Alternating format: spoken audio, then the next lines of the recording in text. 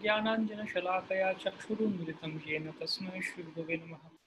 श्रीचैतन्यमनोभीष्टं स्थापितं येन भूतले स्वयं रूपा प्रकामह्यं ददाति स्वपदान्तिकं।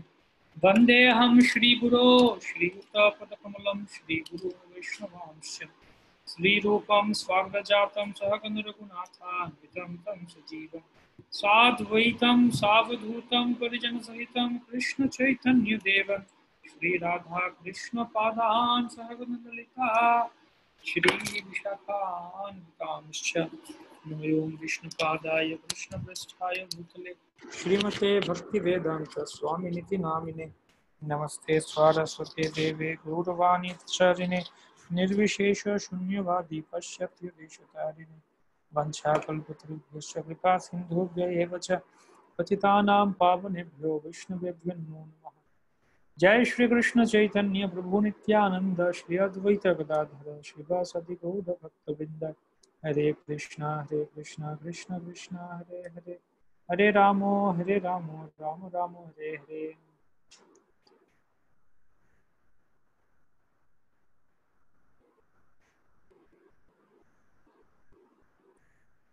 আমরা শ্লোক 60 পর্যন্ত দেখছিলাম। 60 61 থেকে গুহ্যতর জ্ঞানের কথা বর্ণনা করা হচ্ছে। পরমাত্মায় শরণাগতি। অতএব আগের দুটি শ্লোকে সাংখ্যাদির মতে প্রকৃতির অধীনতা ও স্বভাবের অধীনতা বলা হলো। এক্ষণে কৃষ্ণ নিজের মত বলছেন, তার স্বমত বলছেন যে প্রকৃতির অধীনতা, স্বভাবের স্বাধীনতা এর মানে কি বর্ণনা করছেন।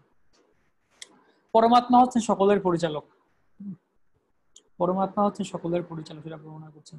তো হে অর্জুন, পরমেশ্বর ভগবান সমস্ত জীবের হৃদয়ে অবস্থান করছেন এবং সমস্ত জীবকে দেহরূপ যন্ত্রে আরোহণ করিয়ে মায়ার দ্বারা ভ্রমণ করান। ভগবান সমস্ত জীবের হৃদয়ে অবস্থান করেন। ঈশ্বর সর্বভূতানাম হৃদ্দেশে অর্জুন তিষ্ঠতি, সকলের হৃদয়ে অবস্থান করেন এবং মায়ার দ্বারা ভ্রমণ করান, দেহরূপ যন্ত্রে আরোহণ করি। তো নিজ নিজ স্বতন্ত্রতা পরিত্যাগ করে সকলেই তার আশ্রয় গ্রহণ করা কর্তব্য, সকলেই তার আশ্রয় গ্রহণ করা কর্তব্য ভগবানের। পরমাত্মার শরণাগতি কিভাবে করা যেতে পারে? হে ভারত, সর্বতভাবে তার শরণাগত হও, তার প্রসাদে তুমি পরা শান্তি এবং নিত্য ধাম প্রাপ্ত হবে। সর্বতভাবে তার শরণাগত হও।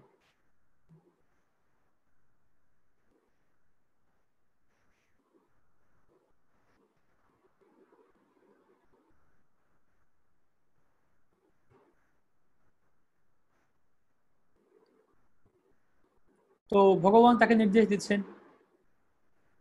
আচ্ছা, এখান থেকে 61 পরে 62 63 সেই শ্লোকের তাৎপর্যগুলি এখানে নেই। আচ্ছা, আমি তারপরেও জাস্ট এটা বলছি, যা ইচ্ছা হয় তাই করো। এভাবেই আমি তোমাকে গুহ্য থেকে গুহ্যতর জ্ঞান বর্ণনা করলাম। তুমি তার সম্পূর্ণরূপে বিচার করে যা ইচ্ছা হয় তাই করো, তোমার যা ইচ্ছা তাই করো। তো সমগ্র গীতার উপদেশের পুরো সমাপ্তি করছেন, সমগ্র গীতাকে এখানে শেষ করছেন ভগবান, যে যা ইচ্ছা হয় তাই করো তুমি, আমি তোমাকে এত কিছু বললাম। এখন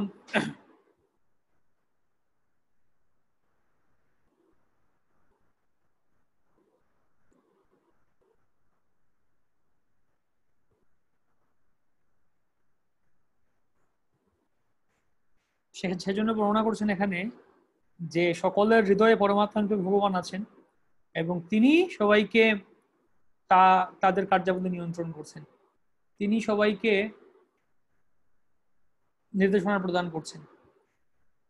তো অ্যাকচুয়ালি আমাদের এই যে একটা কথা বর্ণনা করা হচ্ছে, ভগবান সকলের হৃদয়ে আছেন, হৃদ্দেশে অর্জুন তিষ্ঠতি, পরমাত্মা রূপে সকলের পরিচালক, এটাকে অনুভব করতে পারাই হচ্ছে তত্ত্বজ্ঞ। তত্ত্বত, যেটা গতকালকে প্রশ্ন ছিল যে ভগবানকে তত্ত্বত জানা মানে কি, তত্ত্বত ভগবানকে জানার মানে কি এটাই যে ভগবান আমার হৃদয়ে আছেন।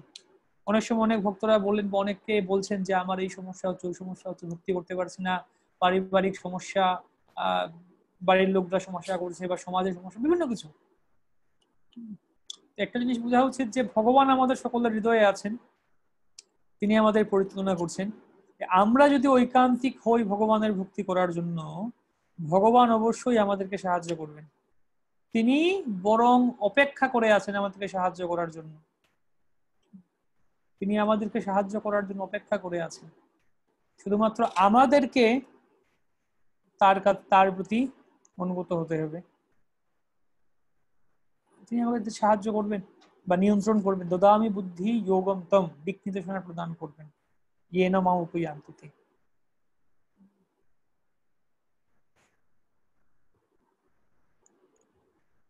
তো এই দৃঢ় বিশ্বাসটা এবং এটা উপলব্ধি করতে পারাই হলো তত্ত্বত।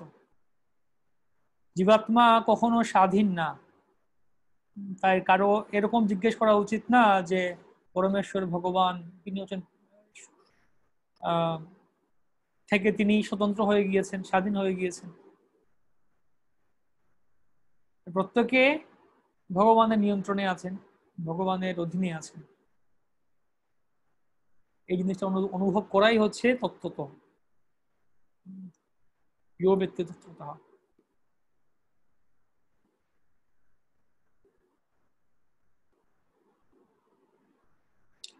তো এই হচ্ছে পরম ধাম, পরমেশ্বর ভগবানের পরম ধাম। এই যে ভগবানের নিত্যধাম, এখানে সবকিছু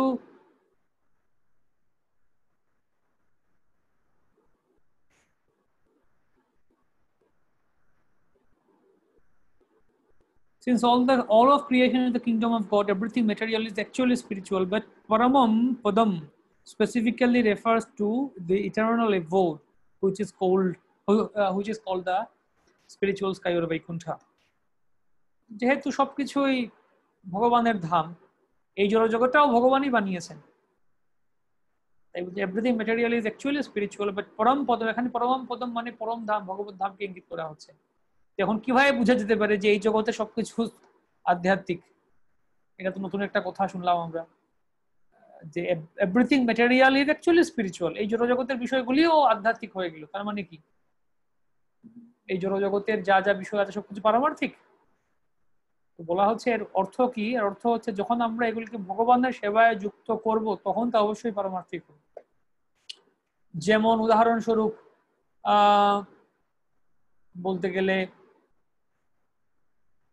যেমন প্রভুপাদ উদাহরণ দিচ্ছেন, মাইক্রোফোন বানিয়েছে, যে মাইক্রোফোন কোম্পানি বানিয়েছে বা সাউন্ড সিস্টেম স্পিকার, সে বানিয়েছে এখানে জাগতিক গান গাইবে, পলিটিক্যাল নেতারা ভাষণ দিবেন, সেরকম চিন্তা করে বানিয়েছে। এটা জড়জাগতিক জড়বস্তু। কিন্তু যখন এর মাধ্যমে ভগবানের মহিমা উচ্চারণ করা হচ্ছে, ভগবানের মহিমা কীর্তন করা হচ্ছে, তার নাম গুণগান কীর্তন করা হচ্ছে, তখন সেটিও পারমার্থিক হয়ে গেল, পারমার্থিক হয়ে গেল। একটা গাছের কাঠ, সেটা জড়বস্তু, এটা গাছ, কাঠ, যখন তা দিয়ে ভগবানের বিগ্রহ নির্মাণ করা হচ্ছে, ভগবানকে আহ্বান করা হচ্ছে, সেটাও পারমার্থিক হয়ে গেল, চিন্ময় হয়ে গেল।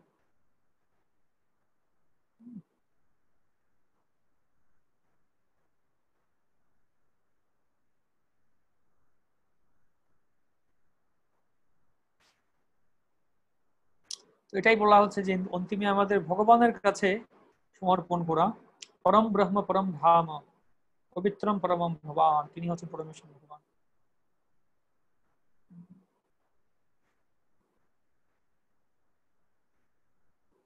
তারপর বর্ণনা করছেন যে এই গোপন গোপনীয় জ্ঞানটা তোমাকে বর্ণনা করলাম, চিন্তা করো এবং তোমার যা ইচ্ছা করো তাই করো। যথা ইচ্ছা তথা করু, যা ইচ্ছা তাই, deliver it on this fully and then do what you wish to do. ভগবান তাকে ইতিমধ্যেই এই ব্রহ্মভূত সেই জ্ঞানটা বর্ণনা করেছেন। যে ব্রহ্মভূত স্তরে থাকবেন তিনি হচ্ছে আনন্দময়, কখনো তিনি শোক করবেন না। ব্রহ্মভূত প্রসন্ন আত্মা ন সূচতি ন কাংসতি, সেটা হচ্ছে ব্রহ্ম জ্ঞান, নলেজ অফ ব্রহ্মন।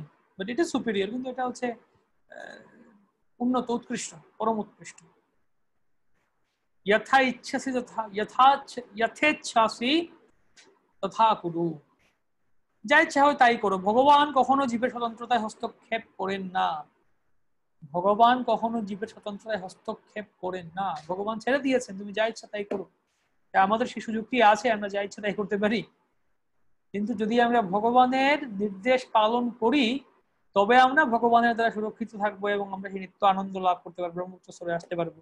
আর না হলে আমরা পুনরূপী জন্মম পুনরূপী মরণম জন্ম মৃত্যু জরাবেদের চক্রে আবর্তন করতে থাকবো। চয়েস দিতে।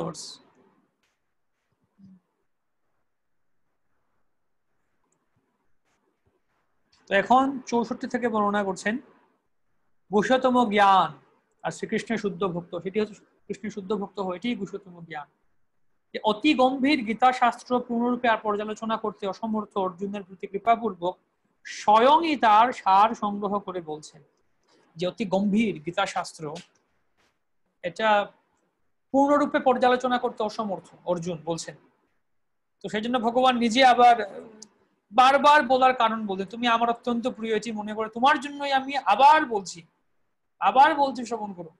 তুমি আমার কাছ থেকে সবচেয়ে গোপনীয় পরম উপদেশ শ্রবণ করো, যেহেতু তুমি আমার অতিশয় প্রিয় সেই হেতু তোমার হিতের জন্য আমি বলছি, তোমার মঙ্গলের জন্যই বলছি আমি।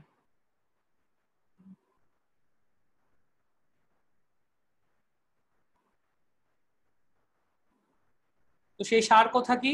এটা হচ্ছে গীতার সার, যে তুমি আমাকে চিত্ত অর্পণ করো, আমার ভক্ত হও, আমার পূজা করো, আমাকে নমস্কার করো, তাহলে তুমি আমাকে অবশ্যই প্রাপ্ত হবে। এবং এই জন্য আমি তোমার কাছে সত্যের প্রতিজ্ঞা করছি, যেহেতু তুমি আমার অত্যন্ত প্রিয়। মনমনা ভব মদ্ভক্ত, সেই শ্লোক। এবং তারপর তার চেয়ে গুহ্যতম কথা বলছেন গীতার সর্বশ্রেষ্ঠ বা সর্বশেষ সিদ্ধান্ত, গীতার শেষ সিদ্ধান্ত, সর্বপ্রকার ধর্ম পরিত্যাগ করে কেবল আমার শরণাগত হও, আমি তোমাকে সমস্ত পাপ থেকে মুক্ত করব। তুমি শোক করো না, তুমি শোক করো না, তোমাকে আমি সর্বপ্রকার পাপ থেকে মুক্ত করব।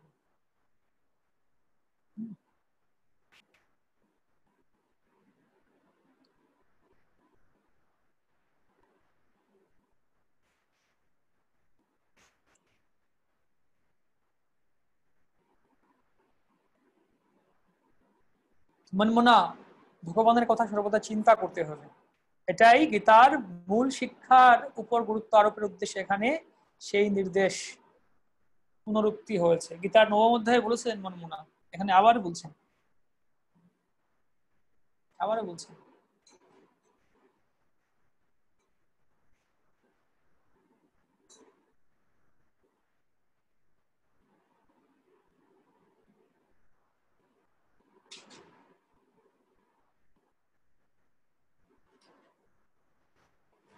গীতার এই যে সারাংশ রূপ এই যে পরম শিক্ষা, তা খ্রিস্টান অত্যন্ত প্রিয়, শুদ্ধ ভক্ত ছাড়া সাধারণ মানুষ কেউ বুঝতে পারে না।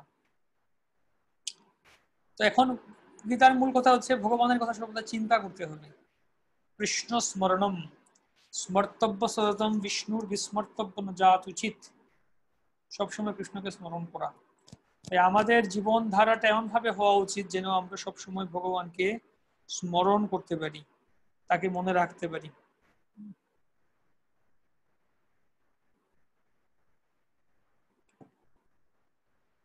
আহারে বিহারে প্রত্যেকটা কার্যের জন্য ভগবানকে আমরা স্মরণ করতে পারি। তো এখন আমরা পর্যালোচনা করে দেখি আমাদের যে জীবনধারা, আমরা এতদিন ধরে জীবন যত যত আমাদের বয়স হলো বা যতদিন ধরে বর্তমানে মনে করুন প্রেসেন্ট সাম্প্রতিক কালের কথাই চিন্তা করি, যতদিন পর্যন্ত মনে আছে আমাদের, প্রতিদিনকার যে জীবনধারা, আমাদের জীবনযাত্রা, দৈনন্দিন জীবন চর্চা, সেখানে কতটুকু আমরা ভগবানকে মনে রাখি, কতটুকু আমরা ভগবানকে ভুলে যাই, কখন ভগবানকে ভুলে যাই, সেটি বিচার্য বিষয়।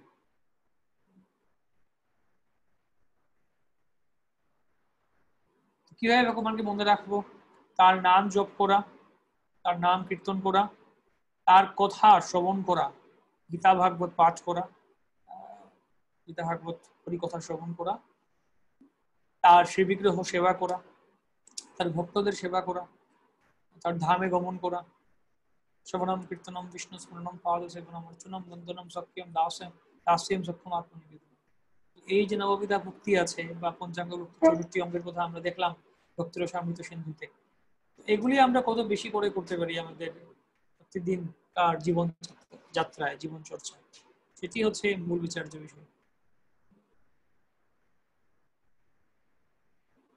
তো সেই জন্য প্রভুপাদের এই সরল জীবন উচ্চ চিন্তা, সিম্পল লিভিং হাই থিঙ্কিং, এটা হচ্ছে যুগান্তকারী পরিকল্পনা এবং ভক্তির জন্য যাকে বলে কনডিউসিভ ফর ভক্তি, উপযোগী ভক্তির জন্য।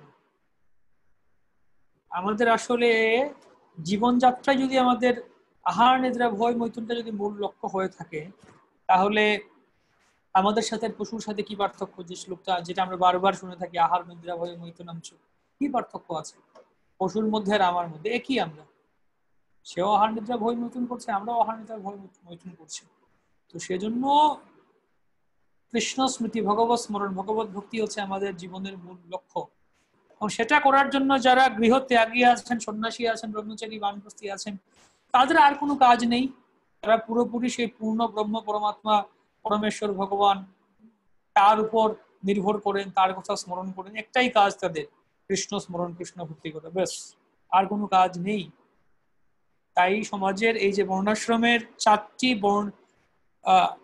চারটি আশ্রম, চারটি আশ্রমের মধ্যে তিনটি আশ্রম তারা চাইলে পুরোপুরি কৃষ্ণ ভাবনাময় থাকতে পারেন। তো 4 নম্বর যে আশ্রম, যেটা হচ্ছে সেই গৃহস্থ আশ্রম, যেটা বাকি আশ্রম আসলে ট্রেডিশনারি বা আচার্যদের গ্রন্থেও তারা ওই গৃহস্থ ব্রহ্মচারী সেরকম বলতে, তারা বলেন 2 ধরনের বৈষ্ণব, 2 ধরনের, গৃহী আর গৃহত্যাগী। গৃহী ভক্ত, গৃহত্যাগী ভক্ত।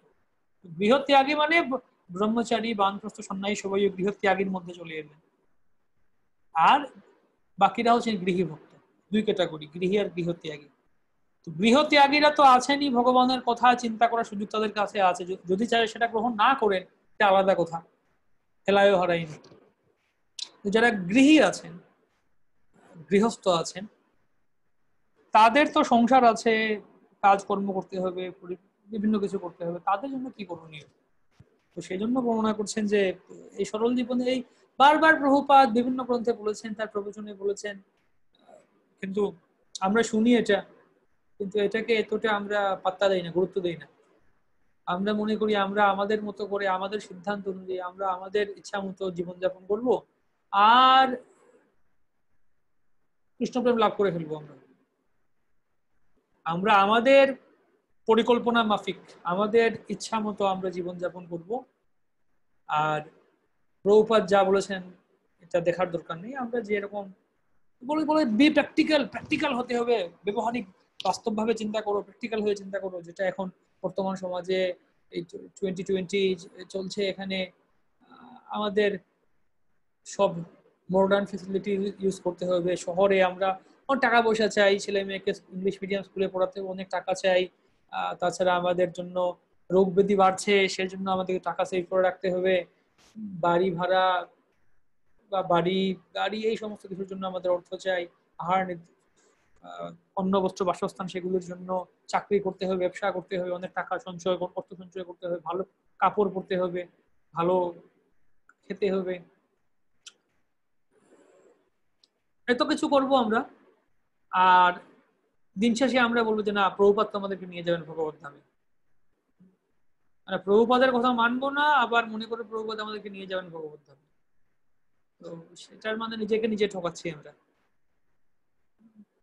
যদি আমরা প্রভুপাদকে ফলো করি, তাহলে প্রভুপাদের প্রোটেকশন বা আচার্যদের তারা আমাদের সুরক্ষা প্রদান করবেন, তারা আমাদের দায়িত্ব গ্রহণ করবেন।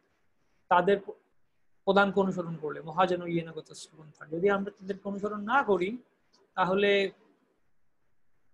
নিজের দায়িত্ব নিজেকে গ্রহণ করতে হবে, নিজের ব্যাপারটা নিজেকেই বুঝতে হবে। তো সেই জন্য আমাদের এমন জীবনযাত্রা চাই যেখানে আমরা সব সময় কৃষ্ণকে স্মরণ করতে পারবো, সর্বদা যেন আমরা কৃষ্ণের কথা চিন্তা করতে পারি, এরকম জীবনযাত্রা চাই আমার।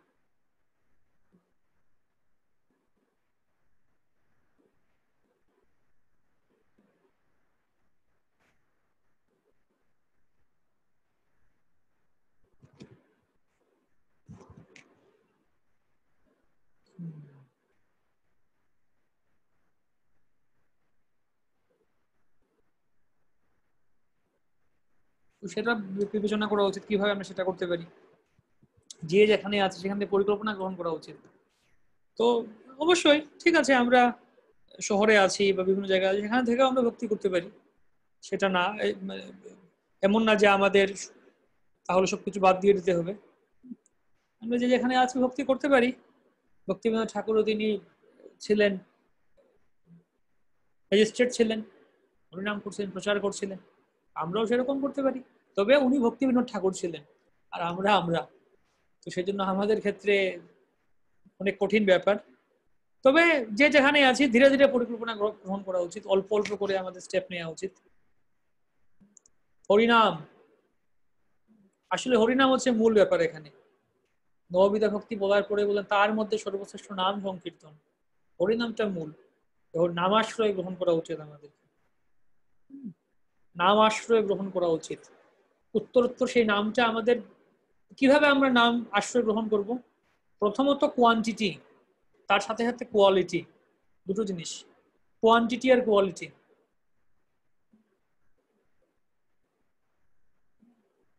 প্রথমত আমরা কোয়ান্টিটিটা বাড়ানোর চেষ্টা করি। কোয়ান্টিটি মানে সংখ্যা, কত মালা জপ করছি আমি, সংখ্যাটা বাড়ানোর চেষ্টা করি।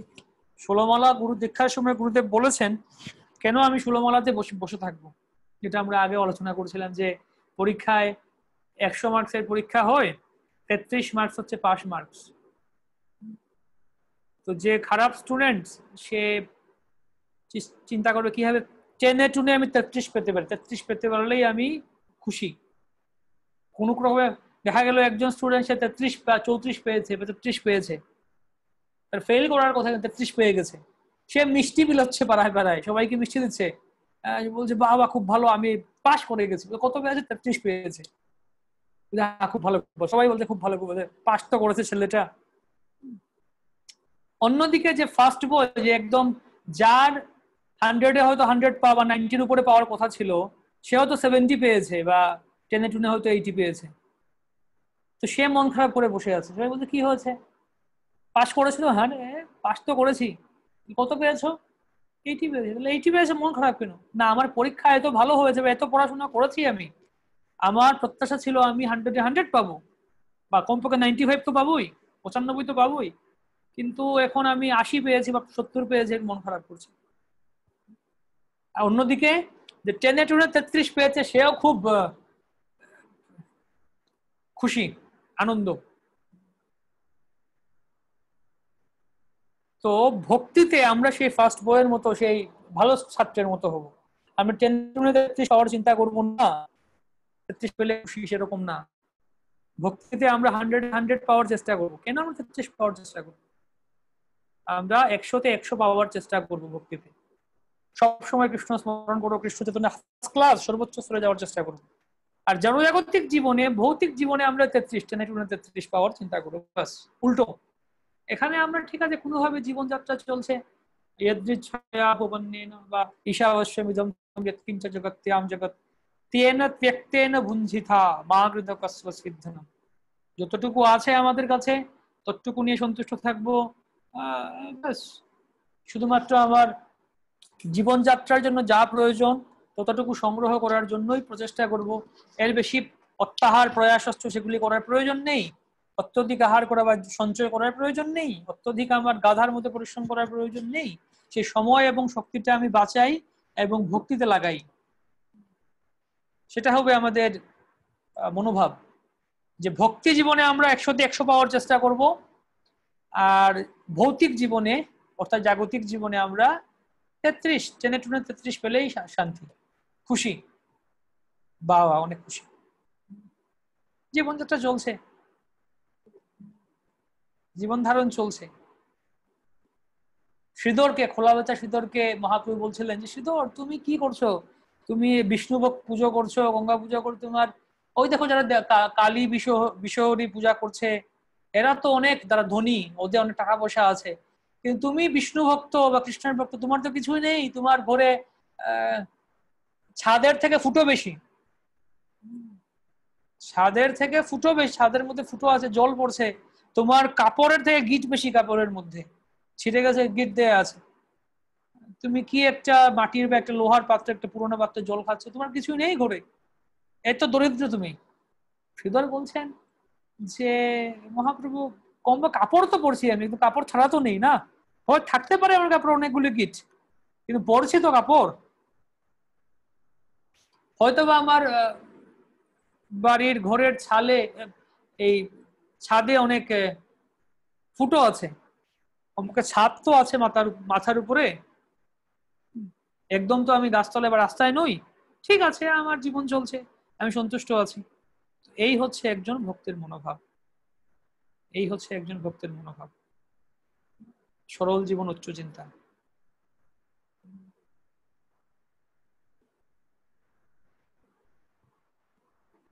তো সেভাবে আমরা আমাদের অনেক সময় এবং শক্তি আমরা বাঁচাতে পারি ভগবানের সেবার জন্য, এবং তখন আমরা মনটাকে কৃষ্ণের সেবায় লাগাতে পারি, মন মনা হওয়া মন ভক্ত। যেমন আমরা বলছিলাম যে একজন সঙ্গীত শিল্পীর সম্পদটা কি, একজন সঙ্গীত শিল্পী যে মিউজিশিয়ান, তার কি সম্পদ আছে, তার কি আহ, আহ, তার মূলধনটা কি? তার মূলধন তার কণ্ঠ। যে কণ্ঠ নষ্ট হয়ে যায়, গলা ভেঙে গেল আজকে, ঠান্ডা খেয়ে ফেলেছে, গাইতে পারবে না। এই যে সঙ্গীত শিল্পীরা খুব সাবধান থাকে, তারা দেখবেন আইসক্রিম তো খাবেই না, জাতীয় জিনিস খাবে না, আহ মিষ্টান্ন হয়তো খাবে না, দই খাবে না, বলবে না না না খাবো না আমি। খুব সাবধান, তার গলা নিয়ে, গলাকে বাঁচিয়ে রাখতে হবে। তারা জানে যদি গলা ভেঙে যায় তাহলে আর কি লাভ, তাদের কোনো মূল্য নেই। যত আপনি লতা মঙ্গেশকর বা কুমার শানু বা আপনি যে অনুপ ঝলটা হন না কেন, যদি আপনি হট করে ঠান্ডা বা কাশিতে লেগে গলা ভেঙে গেল, আপনার প্রোগ্রাম, বড় প্রোগ্রাম আছে, গাইতে পারছেন না, বা কোনো একটা রোগ হলো, তার গলা কণ্ঠস্বর নষ্ট হয়ে গেল, আপনার আর কোনো দাম নেই, কেউ আপনার গান, ভাঙা গলায় গান শুনতে আসবে না। আগে হয়তো বা আপনি বড় একজন বিশ্বজোড়া জগৎ খ্যাত সঙ্গীত শিল্পী ছিলেন, কিন্তু এখন আপনার গলা নষ্ট হয়ে গিয়েছে, কেউ আর শুনতে আসবে না আপনার গান। একজন ক্রীড়াবিদ, স্পোর্টসম্যান, তার সম্পদ হচ্ছে তার ফিজিক্যাল ফিটনেস। ফিটনেস ফিটনেস নষ্ট হয়ে যায়, লাভ নেই, সে কিছু করতে পারবে না। যদি মনে ক্রিকেটার, মনে করুন ফুটবলার বা ক্রিকেটার, হয়তো ক্রিকেট করতে গেছে, খেলতে গেছে, তার আঙুলটা ব্যথা পেয়ে গিয়েছে, বা হাতে ব্যথা করছে, হাতে একটু, বা হাত ভেঙে গেছে, কিছু একটা হয়েছে, হাড়ে হাড় টান দিয়েছে, বিভিন্ন কিছু হয়, পুরো ম্যাচ শেষ, খেলতে পারবে না সে। একটু গোড়ালিতে চোট লাগলো, পুরো বিশ্বকাপ খেলতে যাবে, যাওয়ার আগে হয়তো গোড়ালিতে চোট লাগলো, একটু হাঁটুতে চোট লাগলো, শেষ, বিশ্বকাপ খেলা শেষ তার।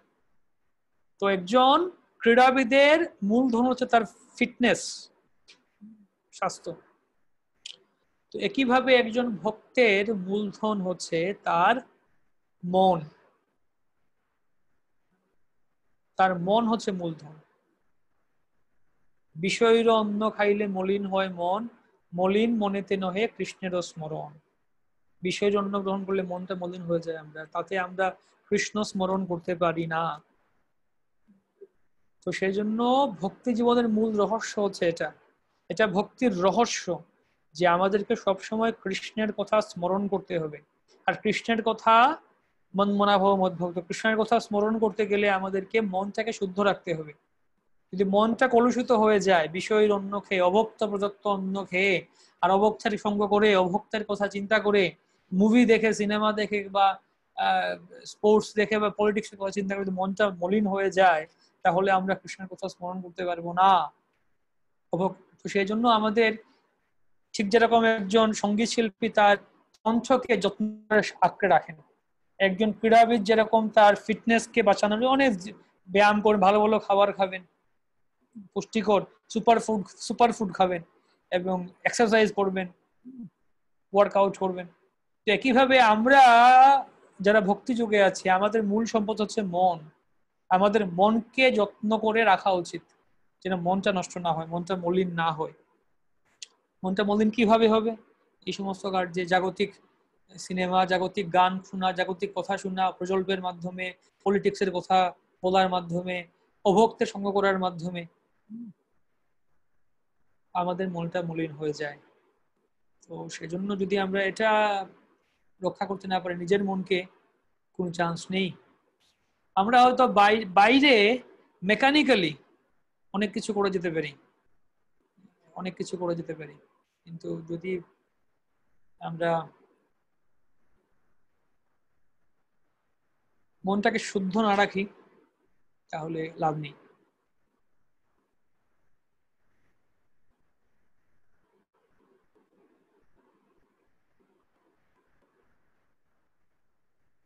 ভগবত গীতার সারাংশ রূপ এই যে পরম শিক্ষা, তা শ্রীকৃষ্ণের অত্যন্ত প্রিয় শুদ্ধ ভক্ত ছাড়া সাধারণ মানুষ বুঝতে পারে না। সমস্ত বৈদিক শাস্ত্রের এটি হচ্ছে সবচেয়ে গুরুত্বপূর্ণ নির্দেশ। এই প্রসঙ্গে শ্রীকৃষ্ণ যা বলছেন তা হচ্ছে সমস্ত জ্ঞানের সারাতিসার, এবং তা কেবল অর্জুনের কাছেই গ্রহণীয় নয়, সমস্ত জীবের পক্ষেই তা গ্রহণীয়। সমস্ত জীবের পক্ষে তা গ্রহণীয়, সেটা আমাদের বোঝা উচিত। তারপর তত্ত্বজ্ঞানের গুরুতম অংশ কৃষ্ণের কাছে উপদেশ প্রদান করা হয়েছে, সর্বধর্মের পরিত্যাজ্য। পেশাদারি ধ্যানই হওয়া উচিত নয় আমাদের। জীবনকে এমন ভাবে, এই যে এখানে বলছেন প্রভুপাদ, এতক্ষণ আমরা যা বললাম সারাংশ, ওই যে এখানে প্রভুপাদ বলছেন যে জীবনকে এমন ভাবে গড়ে তোলা উচিত যাতে সর্বক্ষণ শ্রীকৃষ্ণের কথা চিন্তা করা যায়। সর্বক্ষণ এমন ভাবে কাজকর্ম করা উচিত যাতে সমস্ত দৈনন্দিন কার্যকলাপগুলি শ্রীকৃষ্ণের সম্বন্ধে অনুষ্ঠান করা যায়। জীবনকে এমন ভাবে নিয়ন্ত্রিত করা উচিত যাতে দিনের মধ্যে 24 ঘন্টায় শ্রীকৃষ্ণের কথা ছাড়া আর অন্য কোনো চিন্তারই উদয় না হয়। ভগবান এখানে প্রতিশ্রুতি দিচ্ছেন যে যিনি এভাবে শুদ্ধ কৃষ্ণ ভাবনা লাভ করেছেন তিনি অবশ্যই শ্রীকৃষ্ণের ধামে ফিরে যাবেন, যেখানে তিনি শ্রীকৃষ্ণের মুখোমুখি হয়ে তার সঙ্গ লাভ করতে পারবেন। তাই আমরা আমাদের জীবনকে এমন ভাবে পরিচালনা করা উচিত যেন আমরা সবসময় কৃষ্ণের কথাই স্মরণ করি, কৃষ্ণের কথাই চিন্তা করি। স্মর্তব্য সততম বিষ্ণুর বিস্মর্তব্য জাত উচিত। তো সেভাবে আমাদের জীবনে গড়ে তুলতে হবে। ঠিক যেরকম একজন কামার কামার করে কি লোহার জিনিস বানায়, সে হয়তো লোহাকে প্রথমে পুড়িয়ে দেবে আগুনে, গলে দেবে, গলে যাবে, তারপর হাতুড়ি দিয়ে পেটাবে এটাকে, তারপর সেটাকে বিভিন্ন শেপ দিতে পারবে। ইচ্ছা মতো হয়তো এটাকে লোহাটাকে এরকম বাঁকাবে, যা ইচ্ছা সেরকম বানাতে পারবে। বা একজন কুম্ভাকার, যে মাটির পাত্র বানায়, মাটির হাড়ি কড়াই এগুলো বানায় যারা, এই চাকতি ঘুরাচ্ছে ঘুরাচ্ছে ঘুরাচ্ছে এবং তার পছন্দ অনুযায়ী যেরকম চাইবে সে সে সেরকম একটা আকার দিবে। যদি মনে করুন বড় কড়াই বানাবে তাহলে বড় ভাবে বানাবে, সে এরকম অন্যভাবে বানাবে। যদি সে কড়াই না বানিয়ে একটা বাটি বানায় বা একটা বোল বানায় তাহলে সে অন্যরকম ভাবে বানাবে। এটা তার যেটা ইচ্ছা, তার ইচ্ছা অনুযায়ী সে একটা আকার দেবে। তো একইভাবে আমরা ভক্তিতে এসছি, প্রথমত জড়জাগতিক জীবন ছেড়ে যখন এসছি, জাগতিক বন্ধু বান্ধবদের ছেড়ে এসছি, জাগতিক অভ্যাসগুলি ছেড়ে এসছি, জীবনকে একটা আকার দিয়েছি আমরা, ভক্তির অনুযায়ী একটা আকার দিয়েছি। একইভাবে আমরা এখন যদি আরো সিরিয়াস হতে চাই ভক্তিতে, তাহলে আমাদের উত্তরোত্তর সে আকারটা ভক্তির অনুকূল করে গড়ে তুলতে হবে। আমাদের যে ভক্তির যে পাত্র বলে, পাত্রে যাতে গ্রহণ করবো, কৃপা গ্রহণ করবো, সেই পাত্রটা বানাতে হবে তো আমাদের, এখনো তৈরি হয়নি এটা। তো সেটা অনুকূল ভাবে তৈরি করতে হবে। এমন ভাবে জীবনটাকে আমাদের গড়ে তোলার চেষ্টা করা উচিত যেন দৈনন্দিন কার্যকলাপগুলি কৃষ্ণের সম্বন্ধে অনুষ্ঠান করা যায়। এটাই জীবনের মূল লক্ষ্য। এটি হচ্ছে গুরুতম অংশ যা অর্জুনকে বলা হচ্ছে।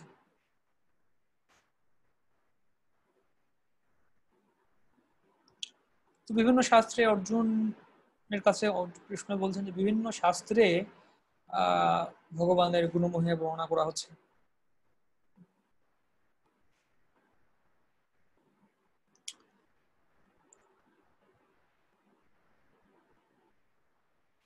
যেভাবে ভগবানের কাছে শরণাগত হওয়া উচিত এবং সেই শরণাগতি তাকে সমস্ত পাপ থেকে মুক্ত করবে।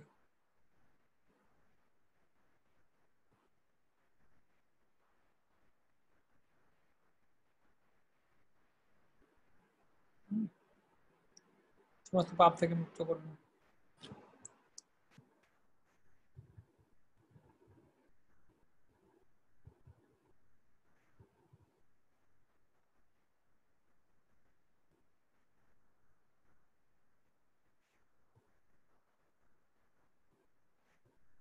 তো ভগবত গীতার সারাংশ বিশ্লেষণ করে ভগবান বলছেন যে অর্জুনের উচিত যে সমস্ত ধর্মের কথা তার কাছে ব্যাখ্যা করা হয়েছে তা সবই পরিত্যাগ করা, এবং তার উচিত কেবল শ্রীকৃষ্ণ শরণাগত হয়। এতক্ষণ আমি যা বললাম, হে অর্জুন, যা বাদ দাও সবকিছু, আমার শরণাগত হো, কেবল আমার শরণাগত হো। সেই শরণাগতি তাকে সমস্ত পাপ থেকে মুক্ত করবে, কেননা ভগবান নিজেই তাকে রক্ষা করার প্রতিশ্রুতি দিয়েছেন।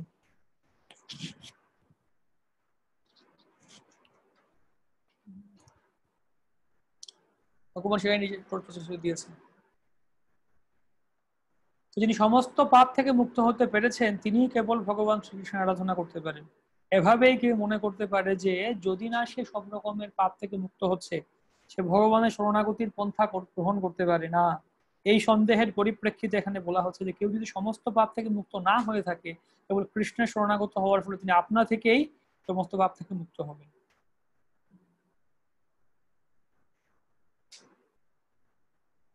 आनुकूल्यस्य संकल्पः प्रातिकूल्यस्य वर्जनम रक्षिष्यतीति विश्वास गोप्तृत्व वर्णम तथा आत्मनिक्षेप कार्पण्ये सर्वदा शरणागतिः। দৈন্য আত্মনিবেদন গোপতৃত্বে বরণ অবশ্য রক্ষিবে কৃষ্ণ বিশ্বাস পালন। ভক্তি অনুকূল মাত্র কার্যের স্বীকার, ভক্তি প্রতিকূল ভাব বর্জনাঙ্গীকার। এই হচ্ছে সরঙ্গ শরণাগতি। সরঙ্গ শরণাগতি হইবে যাহার, তাহারও প্রার্থনা শুনে শ্রী নন্দ কুমার। এই হচ্ছে মূল কথা। ছোট জিনিস, এই শরণাগতি সম্বন্ধে বিভিন্ন আচার্যরা ডিটেইলস বর্ণনা করেছেন। ভক্তিবিনোদ ঠাকুর শরণাগতির উপর অনেকগুলি ভজন লিখেছেন। বিশেষ করে শ্রী সম্প্রদায়ে তারা শরণাগতির উপরে প্রচুর আলোচনা করছে। রামায়ণেও প্রচুর আলোচনা করা হচ্ছে শরণাগতির উপরে। শরণাগতি মানে কি সেটা আমাদের বোঝার চেষ্টা করা উচিত। অন্যান্য সমস্ত কিছু পরিত্যাগ করে একমাত্র কৃষ্ণের চরণ শরণ গ্রহণ করা, একমাত্র একলা ঈশ্বর কৃষ্ণ আর শুভবৃত্ত, একমাত্র শরণ গ্রহণ করা উচিত কৃষ্ণের।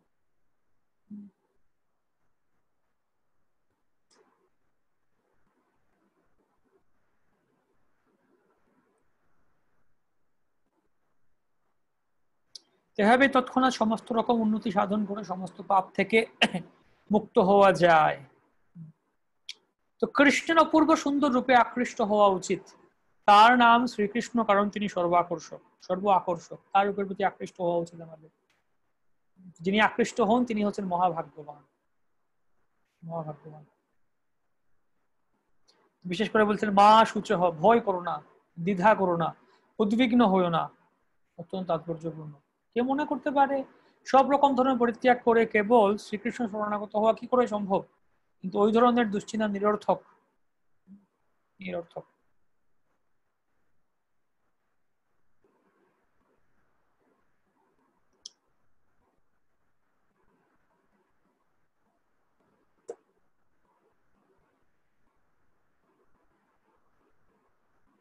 তো যারা সংযমহীন, অভক্ত, পরিচর্যাহীন এবং আমার প্রতি বিদ্বেষ ভাবাপন্ন, তাদেরকে কখনোই গোপনীয় জ্ঞান বলা উচিত নয়। তাদেরকে কখনোই গোপনীয় জ্ঞান বলা উচিত নয়। কাকে বলা উচিত নয় এখন বলছেন? কাকে বলা উচিত? গীতার অধ্যয়ন এবং প্রচার, ভগবত গীতা অধ্যয়ন ও প্রচার। তো এটা উপদেশ পারম্পর্যের নিয়ম। গীতা অযোগ্য শ্রোতা কারা বললেন? যারা অভক্ত পরিচর্যাহীন, বলা উচিত নয়। আর যোগ্য শ্রোতা কারা? যিনি আমার ভক্তদের মধ্যে এই পরম গোপনীয় বাক্য উপদেশ করেন, তিনি অবশ্যই পরাভক্তি লাভ করে নিঃসংশয়ে আমার কাছে ফিরে আসবেন। যোগ্য শ্রোতা ভক্তদের মধ্যে। তো যোগ্য শ্রোতার কাছে গীতা জ্ঞান বলার ফল যে এই পৃথিবীতে মানুষের মধ্যে তার থেকে অধিকতর প্রিয় আমার আর কেউ নেই, এবং তার থেকে অন্য কেউ আমার প্রিয়তর হবেন না, সেই ব্যক্তি আমার সব থেকে প্রিয়। এভাবে গীতার জ্ঞান প্রচার করার, গীতার জ্ঞান বলার ফল হচ্ছে এটা। আর গীতা নিজে অধ্যয়ন করলে কি লাভ হবে? যিনি আমাদের উভয়ের এই পবিত্র কথোপকথন অধ্যয়ন করেন, তার সেই জ্ঞান যজ্ঞের দ্বারা আমি পূজিত হই, এই আমার অভিমত। প্রথমত যিনি বলছেন তিনি তো প্রিয়ই, এবং যিনি নিজে নিজে নিজে বলতে পারছেন না কিন্তু নিজে নিজে অধ্যয়ন করছেন, তিনিও খুব প্রিয়। আর যিনি শুনছেন, গীতা পাঠ শুনছেন, তিনিও, তার কি লাভ হবে? শ্রদ্ধাবান ও অসুয়ারোহিত যে মানুষ গীতার শ্রবণ করেন, তিনিও পাপ মুক্ত হয়ে পুণ্য কর্মকারীদের শুভ লোকসমূহ লাভ করেন। এটা হচ্ছে গীতা পাঠ শ্রবণের ফল। শুনলে কি লাভ হবে? তো কাকে বলা উচিত নয় বর্ণনা করছেন, যে তপশ্চর্যা করেনি বা ভক্ত না, শ্রদ্ধালু না, তাদেরকে এটা বলা উচিত না। সে কৃষ্ণ ভক্তের অভিনয় করতে পারে কিন্তু ভক্তিযুক্ত সেবায় যুক্ত না, তাকে এটা বলে লাভ নেই, তারা ঈর্ষা পরায়ণ।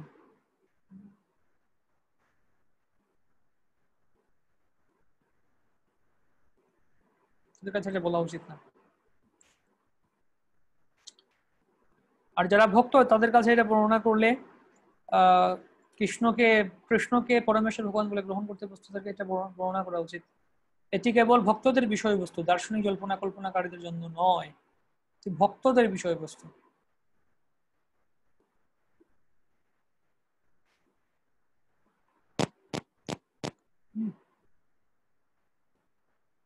এই হচ্ছে কথা, যিনি এটা শ্রবণ করবেন বা যিনি এটা নিজে পাঠ করবেন, শ্রবণ করবেন, তিনিও পুণ্য বা শুভ লোকসমূহ লাভ করেন। এটা গীতাটা ভক্তদের জন্য, কিন্তু কখনো কখনো দেখা যায় ভক্ত জনসাধারণের কাছে গীতা পাঠ করছেন। প্রশ্ন উঠতে পারে, তাহলে আমরা কেন অনলাইনে ইউটিউবে সবার কাছে বলছি এটা গীতা? তো প্রভুপাদ বলছেন যে সেই কথার ব্যাখ্যা করে এখানে বলা হচ্ছে, যদি সকলেই ভক্ত নয়, তবুও অনেকে আছেন যারা কৃষ্ণের প্রতি ঈর্ষাপরায়ণ নন, তারা বিশ্বাস করেন যে তিনি হচ্ছেন পরম পুরুষোত্তম ভগবান। এই ধরনের মানুষেরা সাধু বৈষ্ণবের কাছ থেকে ভগবানের কথা শ্রবণ করার ফলে তৎক্ষণাৎ সমস্ত পাপ থেকে মুক্ত হন এবং তারপর যেখানে সমস্ত সাধু মহাত্মারা অবস্থান করেন সেই লোক প্রাপ্ত হন।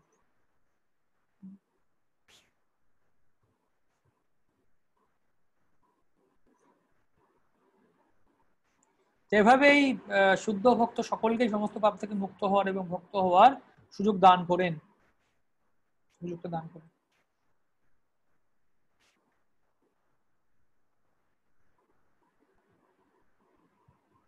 তারপর বলছেন যে হে পার্থ, হে ধনঞ্জয়, তুমি একাগ্র চিত্তে গীতা শ্রবণ করেছো কি? তোমার অজ্ঞান মোহ জনিত মোহ দূর হয়েছে কি? অর্জুনের দৃঢ় সংকল্প প্রকাশ পাচ্ছে, জিজ্ঞেস করছে তুমি শ্রবণ করেছো কিনা, সম্যক শ্রবণ করেছো কিনা, বা উত্তম রূপে বোধ না জন্মায় তবে আবার উপদেশ করবে, এই অভিপ্রায়ে বলছেন।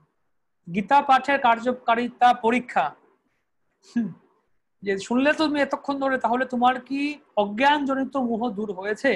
এই গীতা পাঠ করার পরে কি হওয়া উচিত? অজ্ঞান জনিত মোহ বিদূরিত হওয়া উচিত। তাই আমরা ভক্তিশাস্ত্রী করলাম, গীতা পড়লাম, তখন এখন আমাদের নিজেদেরকে প্রশ্ন করি, আমরা আমাদের অজ্ঞান জনিত মোহ বিদূরিত হয়েছে কি? যদি বিদূরিত না হয় তাহলে আবার শোনা উচিত, আবার পড়া উচিত আমাদের।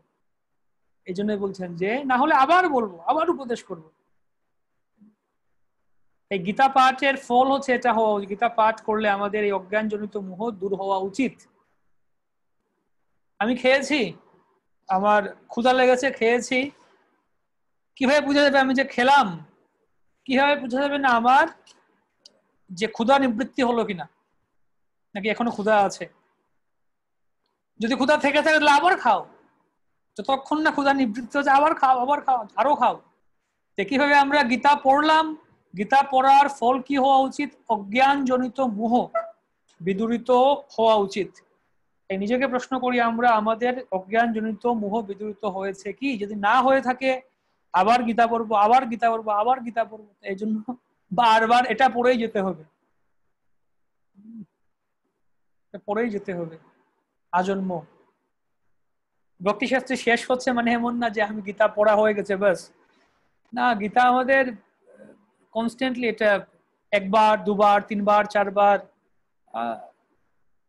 ভক্তি সিদ্ধান্ত সরস্বতী ঠাকুর যেমন ভক্তি রসামৃতে শুনতে পড়েছি আমরা, ভক্তি সিদ্ধান্ত সরস্বতী ঠাকুর বলছেন এটা 108 বার পড়তে বলছেন, কমপক্ষে 108 বার। গীতাও আমরা এরকম 108 বার পড়তে পারি, 108 বার পড়তে বলছেন। সেটা পড়া কোনো কঠিন কিছু না। যেমন আমরা যে চার্ট দেখিয়েছিলাম আমাদের ইয়েতে, এই প্রভুপাদের গ্রন্থ পড়ার উপরে,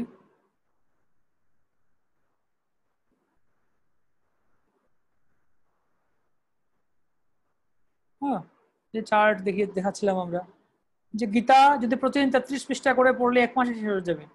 যদি আমরা প্রতিদিন 11 পৃষ্ঠা করে পড়ি, 11 পৃষ্ঠা করে পড়লে সর্বোচ্চ 1 ঘন্টা, সর্বোচ্চ 1 ঘন্টা বা হয়তো 45 মিনিট শেষ হয়ে যাওয়ার কথা 11 পৃষ্ঠা করে পড়লে। 3 মাসে শেষ হয়ে যাবে গীতা।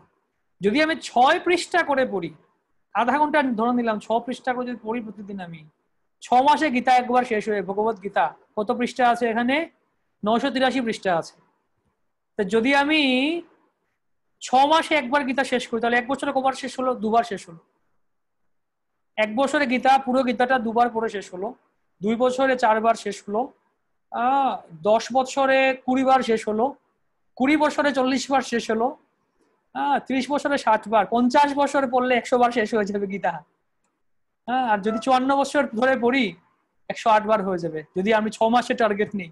আর যদি আমি মনে করি আমি 3 মাসে শেষ করবো গীতা 11 পৃষ্ঠা করে, তাহলে 1 বছরে 4 বার, 1 বছরে 4 বার হলে 5 বছরে 20 বার, 10 বছরে 40 বার, 20 বছরে 80 বার, 30 বছরে 25 বছরে 100 বার, 26 বছরে বা 27 বছরে 108 বার। বাস 27 বছর লাগবে। অনেকে হয়তো ভক্তিতে আমরা আছি এত বছর, বা হয়তো ঠিক আছে আমরা থাকবো। অনেকে আছে 27 বছর, 30 বছর, 50 বছর ভক্তিতে আছেন। তো যদি এরকম ডেইলি, যদি 45 মিনিট 1 ঘন্টা করে যদি গীতা পড়ি প্রতিদিন, যদি প্রতিদিন কনস্ট্যান্টলি উইদাউট ফেল 1 ঘন্টা করে আমরা গীতা পড়ে যাই, তাহলে আমরা 30 বছরে 108 বার গীতা পড়া হয়ে যাবে। 108 বার গীতা পড়া হয়ে যাবে। ভাগবতম এরকম 35 পৃষ্ঠা করে পড়লে 1 বছরে ভাগবতম শেষ। যদি কমপক্ষে 18 পৃষ্ঠা করে পড়ি, 18 পৃষ্ঠা ভাগবতম পড়তে ঠিক আছে ম্যাক্সিমাম 2 ঘন্টা ধরে নিলাম। 2 ঘন্টা লাগার কথা না, 1.5 ঘন্টা, 2 ঘন্টা ধরে নিলাম। 18 পৃষ্ঠা করে পড়ে 2 বছরে শেষ হবে ভাগবতম। ঠিক 12 পৃষ্ঠায় ধরে নিন। 12 পৃষ্ঠা পড়তে 1 ঘন্টা, সোয়া ঘন্টা সেরকম লাগার কথা। 1 ঘন্টা বা 1.5 ঘন্টা ধরে নিন 12 পৃষ্ঠা পড়তে। এতক্ষণ লাগার কথা না, 1.5 ঘন্টা ধরে নিন। 3 বছরে ভাগবতম পুরো 18টা খণ্ড, 12টা স্কন্ধ পুরো শেষ হয়ে যাবে ভাগবতম পড়া 3 বছরে। আমরা কত বছর ধরে আছি ভক্তিতে? আমরা যারা আছি এখানে, কারা কারা 3 বছরের বেশি আছেন ভক্তিতে? আশা করি সকলেই আছেন 3 বছরের বেশি ধরে, বা কেউ 10 বছর ধরে, 15 বছর, অনেক 15 বছর ধরে আছেন। তো যদি কেউ 15 বছর ধরে ভক্তিতে থেকে থাকি, যদি শুরু থেকে পড়তাম আমরা এরকম প্রতিদিন 12 পৃষ্ঠা করে, তাহলে 15 বছরে 5 বার ভাগবতম পড়া শেষ হয়ে যেত। 5 বার ভাগবতম পড়া শেষ হয়ে যেত।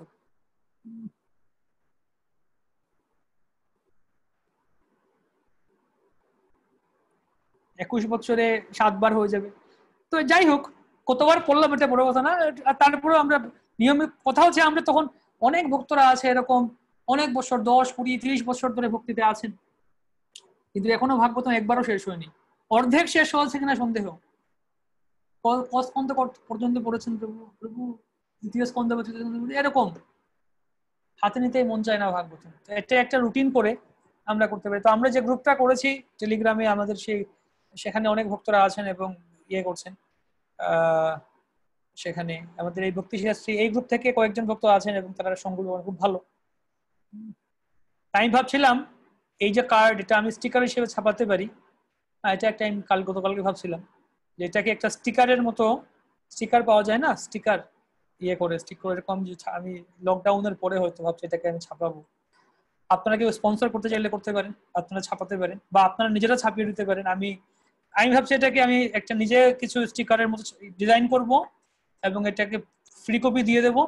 তো আপনারা যারা ভক্ত বৃক্ষের আছেন, নাম হচ্ছে প্রচারক আছেন, তো আপনারা এটা ছাপিয়ে হয়তো দেখা গেল 1000 কপি ছাপাতে 1500 টাকা 2000 টাকা যেতে পারে। সেরকম যদি আমরা ইয়ে করে ছাপাই, বা আরো বেশি করে ছাপালে আরো কমে কস্ট আসতে পারে। পার পিস 1.5 টাকা 2 টাকার মধ্যে চলে আসতে পারে যদি আমরা অনেক সংখ্যায় ছাপাই। তো ভক্তদেরকে এটা যদি ডিস্ট্রিবিউট করা হয়, তাহলে এই একটা চার্ট অনুযায়ী ভক্তরা তারা টার্গেট রাখতে পারেন যে ঠিক আছে আমি বিশেষ করে এই 8টা বই প্রভুপাদের গ্রন্থ, 8টা যেটা আছে মেইন, যেটা প্রভুপাদ সরাসরি লিখেছেন। অন্যান্য বইও আছে, তবে যে সরাসরি প্রভুপাদের লিখিত, আত্মজ্ঞান লাভের পন্থা আছে, জীবন আছে, জীবন আছে, আর সেই বইগুলো সেগুলো পড়বো আমরা। তবে ওগুলো মূলত বেশিরভাগ প্রভুপাদের প্রবচন থেকে করা হয়েছে। আর এছাড়াও আছে যেমন পরলোকে সুগম যাত্রা, সেই বইগুলিও আছে। তবে মূলত আমরা এই 8টি বই নিয়ে, শ্রীপাদ বৈশী শিক্ষা প্রভুপাদের শিষ্য নিয়ে এই লিস্টটা করেছেন। তো সেটা আমরা প্রমোট করছি 8টি বই। তো এটা একটা সাইকেল একবার শেষ হলো, আমি চিন্তা করে আমি পরিকল্পনা করতে পারি যে এই যে 8টা বই আমার কদিন লাগবে। মনে করুন যদি আমি ঈশোপনিষদ 1 মাসে শেষ করি, 1 মাসও শেষ করার কথা না, আরো বেশি আমি আমি ভাবছি এটাকে লিস্টটাকে আরো মডিফাই করবো, আরো যাতে কম দিনে শেষ করা যায়। 5 পৃষ্ঠা না 10 পৃষ্ঠা করে পড়লে হয়তো 15 দিনে শেষ হয়ে যাবে ঈশোপনিষদ। 15 দিনে শেষ হয়ে যাবে 10 পৃষ্ঠা করে পড়লে। তো সেরকম ঈশোপনিষদ যদি মনে করুন 1 মাস ধরে পড়লাম, লীলা পুরুষোত্তম শ্রীকৃষ্ণ মনে করুন 3 মাসে শেষ করার পরিকল্পনা করলাম, 4 মাস হলো। উপদেশ অমৃত 1 মাসে পড়লাম, আরো কম সময় শেষ করা উচিত আসলে, ধরে নিলাম 5 মাস। ভক্তিরসান মৃত সিন্ধু না হয়ে আমি 3 মাসে করলাম, 8 মাস। মহাপ্রভুর শিক্ষা না হয় আরো 3 মাসে, 11 মাস। তারপরে গীতা না হয় আমি 6 পৃষ্ঠা করে পড়লাম, তার 6 মাস। তাহলে কত মাস হলো? 15 মাস। 15 মাস হলো। তারপর ভাগবতম না হয় আমি ধরুন 3 বছর, ধরে নিলাম 3 বছরের টার্গেট নিলাম। তাহলে কত মাস হলো? 3 × 12 = 36 মাস, আর 51 মাস হলো, 51। চৈতন্য চরিতামৃত না হয় ঠিক আছে আমি আরো 1 বছরে ধরে নিলাম, 61, মানে কত হলো? 5 বছর। আমি কমসে কম ধরে নিচ্ছি এটা। আরো আমরা প্রভুপাদ বলে যে কমপক্ষে 2 ঘন্টা করে পড়া উচিত তার গ্রন্থ। 2 ঘন্টা করে পড়লে এই যে লিস্ট আছে 1.5-2 বছর শেষ হয়ে যাওয়া উচিত। যদি আমরা একটা নর্মাল স্পিডে করি, ধীরে ধীরে পড়ি, তাহলেও 5 বছরে এই 8টা বই একদম ভালো করে শেষ হয়ে যাওয়া উচিত। এক রাউন্ড, আবার শুরু করুন আরেক রাউন্ড। আমরা জব যেরকম করি, ন্যূনতম পক্ষে 16 মালা একটা টার্গেট আছে আমার, 16 মালা করতেই হবে কমপক্ষে, তারপরে বেশি করতে পারি, 16 মালা কমপক্ষে। একইভাবে একটা টার্গেট নিয়ে আমরা প্রতিদিন পড়ার চেষ্টা করি প্রভুপাদের গ্রন্থগুলি, তাহলে আমরা আরো ইয়ে করতে পারি, এগিয়ে আরো বেশি করে পড়তে পারি।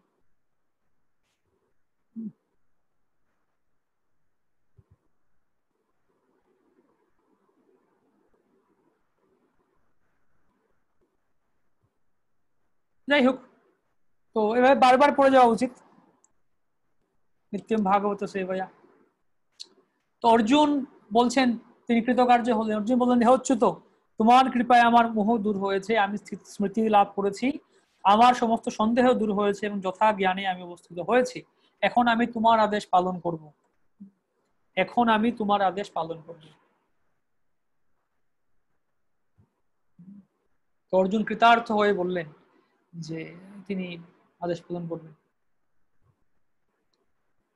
তারপর সঞ্জয় ভবিষ্যৎবাণী করছেন, স্বীকারোক্তি করছেন যে অনুসন্ধান করছেন। তো কি স্বীকারোক্তি করছেন? যে আমি কৃষ্ণ এবং অর্জুন 2 মহাত্মার এই অদ্ভুত রোমাঞ্চকর সংবাদ শ্রবণ করেছিলাম, এবং গুরুদেবের কৃপায়, ব্যাসদেবের কৃপায় আমি এই পরম গোপনীয় যোগ সাক্ষাৎ বর্ণনাকারী স্বয়ং কৃষ্ণের, যোগেশ্বর শ্রীকৃষ্ণের কাছ থেকে শ্রবণ করেছি। হে রাজন, শ্রীকৃষ্ণ অর্জুনের এই পুণ্যজনক অদ্ভুত সংবাদ স্মরণ করতে করতে আমি বারংবার রোমাঞ্চিত হচ্ছি। তার অনুভূতি কি? হে রাজন, শ্রীকৃষ্ণের সেই অত্যন্ত অদ্ভুত রূপ স্মরণ করতে করতে আমি অতিশয় বিস্ময়াভিভূত হচ্ছি এবং বারংবার হর্ষিত হচ্ছি। তারপরে বলছেন, যেখানে যোগেশ্বর শ্রীকৃষ্ণ এবং যেখানে ধনুর্ধর পার্থ, সেখানেই নিশ্চিতভাবে শ্রী বিজয়, সাধারণ শক্তি ও নীতি বর্তমান থাকে। সেটি আমার অভিমত, সেটি হচ্ছে আমার অভিমত।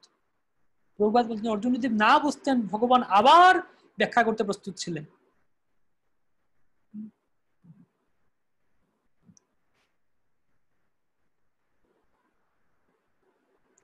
আশা করি আপনারা বুঝতে পারছেন, না হলে আমরা আবার ভক্তিশাস্ত্রী করছি না।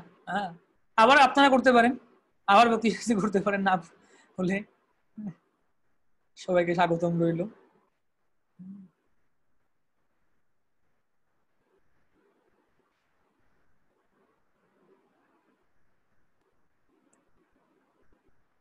তো মোহাচ্ছন্ন হয়ে জীবের এই জগতে নিজেকে জড়জগতে দাসত্ব করে এবং মায়ার দাস বলে মনে করে, মালিক বলে মনে করে, একেই বলা হয় মায়া। যাই হোক, ভগবান এই মায়া মোহ থেকে মুক্ত হওয়াটাই হচ্ছে গীতার মূল উদ্দেশ্য। নষ্ট মোহ স্মৃতির লব্ধা তৎপ্রসাদান ময়াচ্যুতা।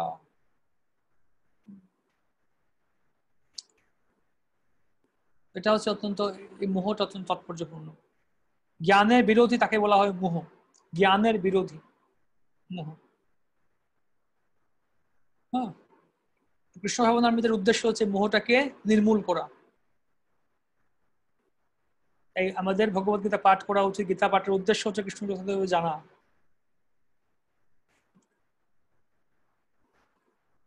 তারপর অর্জুনের কথা বলছেন, অর্জুন এভাবে সঞ্জয় বলছেন যে কুরুক্ষেত্রের যুদ্ধে কি হলো, কি মকুর্বত সঞ্জয়।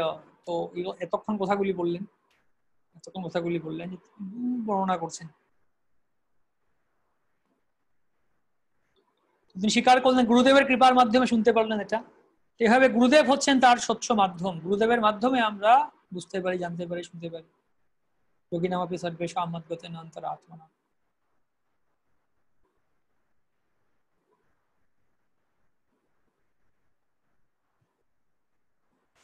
তাই কৃষ্ণের কাছ থেকে সরাসরি শ্রবণ করা এবং ব্যাসদেবের মতো সদ্গুরুর মাধ্যমে শ্রীকৃষ্ণের বাণী শ্রবণ করার মধ্যে কোনো পার্থক্য নেই। শ্রী গুরুদেব হচ্ছেন ব্যাসদেবের প্রতিনিধি, তার কাছ থেকে শ্রবণ করার চেষ্টা করা উচিত। তো এইভাবে এই দিব্য জ্ঞান গণনা করা হলো। নির্ভুল উৎস থেকে শ্রবণ করা উচিত এটা, তবে এটা কাজ করবে। তো এটা সঞ্জয় দেখেছিলেন এই বিশ্বরূপটা, যেটা কৃষ্ণ দেখিয়েছিলেন অর্জুনকে, সঞ্জয় দেখেছিলেন তা গুরুদেবের কৃপায়। এবং সর্বোপরি যেখানে ভগবান এবং ভক্ত আছেন সেখানে বিজয় নিশ্চিত, সেখানে জয় নিশ্চিত, শ্রী নিশ্চিত, অসাধারণ শক্তি এবং নীতি বর্তমান থাকে। তাই ভক্তরা হচ্ছে নির্ভীক, তাদের সেই ভয় নেই কি হবে কি না। কেননা যদি তারা ভগবানের পক্ষে থাকেন অবশ্যই তাদের জয় হবে। মন্মনা ভব মদ ভক্ত মদিয়াজিমা নমস্কুরু।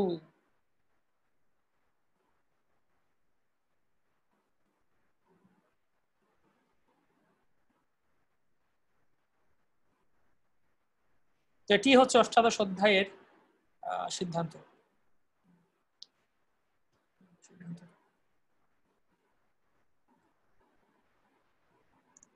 কৃষ্ণ ভাবনাময় হয়ে ভক্তিযোগে শ্রীকৃষ্ণের চরণে আত্মসমর্পণ করাটা হচ্ছে পুরুষোত্তম নির্দেশ। সেটি হচ্ছে অষ্টাদশ অধ্যায়ের সারমর্ম।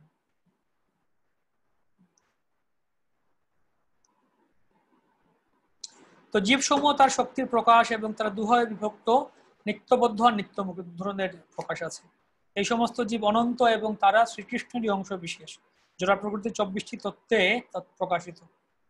সৃষ্টি অনন্তকালের দ্বারা প্রভাবিত হয় এবং বহিরঙ্গ শক্তির দ্বারা তার সৃষ্টি হয় এবং তার লয় হয়। বিশ্ব ব্রহ্মাণ্ডের প্রকাশ পুনঃ পুনঃ দৃশ্য ও অদৃশ্য হয়। এই 5টি বিষয় ভগবান, যারা প্রকৃতির জীব, নিত্যকাল, সর্বপ্রকার কর্ম, সেগুলি বর্ণনা করা হচ্ছে। অচ্ছিদ্য ভেদ ও ভেদ তত্ত্ব। পক্ষান্তরে বলা যায় যে জীব ভগবানের দুই শক্তির মধ্যে অবস্থিত এবং যেহেতু জীব ভগবানের পরা প্রকৃতি জাত, তাই তার ক্ষুদ্র স্বাতন্ত্র্য রয়েছে। এই স্বাতন্ত্র্যের যথার্থ সদ্ব্যবহার করে সরাসরি ভাবে শ্রীকৃষ্ণের পরিচালনাধীন হতে পারে। এভাবেই সে লাদিনী শক্তিতে তার স্বাভাবিক অবস্থা লাভ করতে পারে। এই হচ্ছে মূল কথা। ভক্তের জয় নিশ্চিত।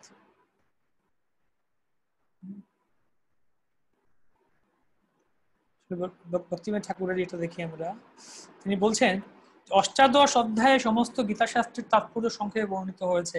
আত্মবিলোকন ফলজনক ধ্যান ও যোগ শিরস্ক কর্মযোগ একটি পর্ব এবং হরি বিষয়ে শ্রদ্ধোদিত শুদ্ধ ভক্তি যোগ আরেকটি পর্ব। এটি গীতাশাস্ত্রের সার সংগ্রহ। তার মধ্যে মানবের স্বভাব সিদ্ধ বর্ণক্রমে ধর্মজীবন অবলম্বন পূর্বক নিষ্কাম ভাবে কর্মানুষ্ঠান দ্বারা ক্রমশঃ যে জ্ঞান পথ লাভ হয় সেটি গুহ্য উপদেশ। ওই জীবনে ধ্যান যোগকে সংযোগ পূর্বক ক্রমশ আত্ম অবলোকন পূর্বক রূপ জ্ঞানানুষ্ঠানই গুহ্যতর এবং শ্রীকৃষ্ণ শরণাপত্তি দ্বারা ভক্তিযুগের অনুষ্ঠানই সর্বগুহ্যতম উপদেশ। এটি অষ্টাদশ অধ্যায়ের তাৎপর্য। 18 নম্বর অধ্যায়টাই তাৎপর্য। গুহ্য উপদেশ, গুহ্য গুহ্যতর, গুহ্যতম।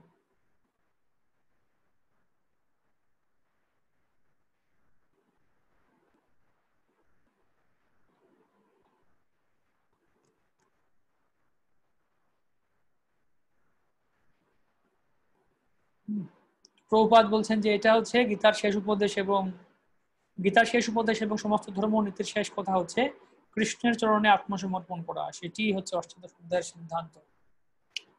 কৃষ্ণ ভাবনাময় হয়ে ভক্তিযুগে শ্রীকৃষ্ণের চরণে আত্মসমর্পণ করাটা হচ্ছে ২০০তম নির্দেশ, সেটি হচ্ছে অষ্টাদশ অধ্যায়ের সারমর্ম। এই হচ্ছে মূল কথা।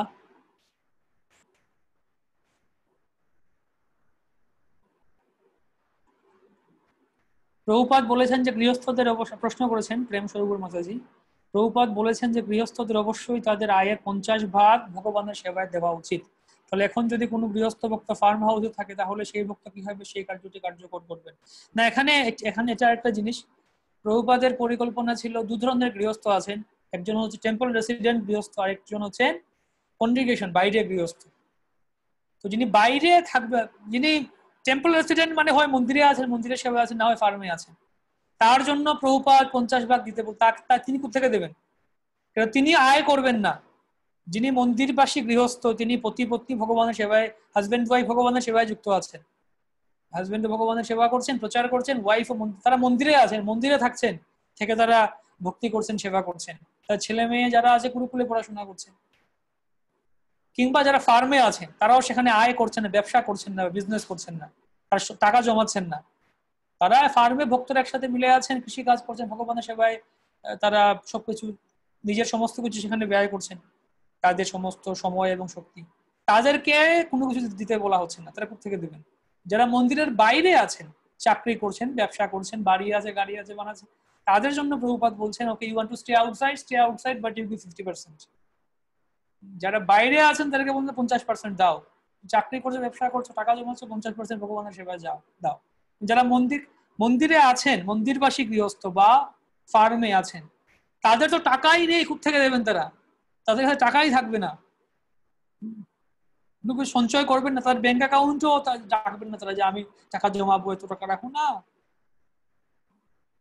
তারা পুরোপুরি সেবায় যুক্ত আছেন, তারা তাদের শ্রমটা দিচ্ছেন, যেটা আমরা দ্বাদশ অধ্যায়ে দেখলাম, 12 অধ্যায়ের 8, 9, 10, 11, 4টা শ্লোকে বলছেন। ফার্স্ট ক্লাস হচ্ছে বা মনাদ হচ্ছে তোমার মনটা আমাকে সমর্পণ করো, মন দাও আমাকে, মন, বুদ্ধি, তোমার সময়, শক্তি সবকিছু আমাকে দাও। সেকেন্ড ক্লাস হচ্ছে মন দিতে পারছো না, ঠিক আছে, অভ্যাস যোগ করো, তোমার টাইম এন্ড এনার্জি, সময় এবং শক্তি দিয়ে আমার সেবা করো, অভ্যাস যোগ। আর থার্ড হচ্ছে ঠিক আছে তুমি সময় দিতে পারছো না, এনার্জিও দিতে পারছো না আমার সেবাতে, তুমি টাকা দাও। আর ফোর্থ হচ্ছে কর্ম করো, কর্মফলটা আমাকে দিয়ে দাও, সৎকর্ম করো, সেটা হচ্ছে কথা। তো সেই জন্য যারা ফার্মে আছেন বা মন্দিরে আছেন তাদেরকে টাকা 50% আয়ের, তাদের কোনো আয় নেই, তাদের আয় হচ্ছে কি, তারা জমিতে চাষ করছেন, সবজি উৎপন্ন করছেন, সেটা ভগবানের সেবাই দিচ্ছেন, চাল, ডাল, গম, আলু, বাঁধাকপি, ফুলকপি, এটা ভগবানের সেবাই দিচ্ছেন, ভোগে দিচ্ছেন, বাস, এক্সট্রা কোনো আয় নেই তাদের।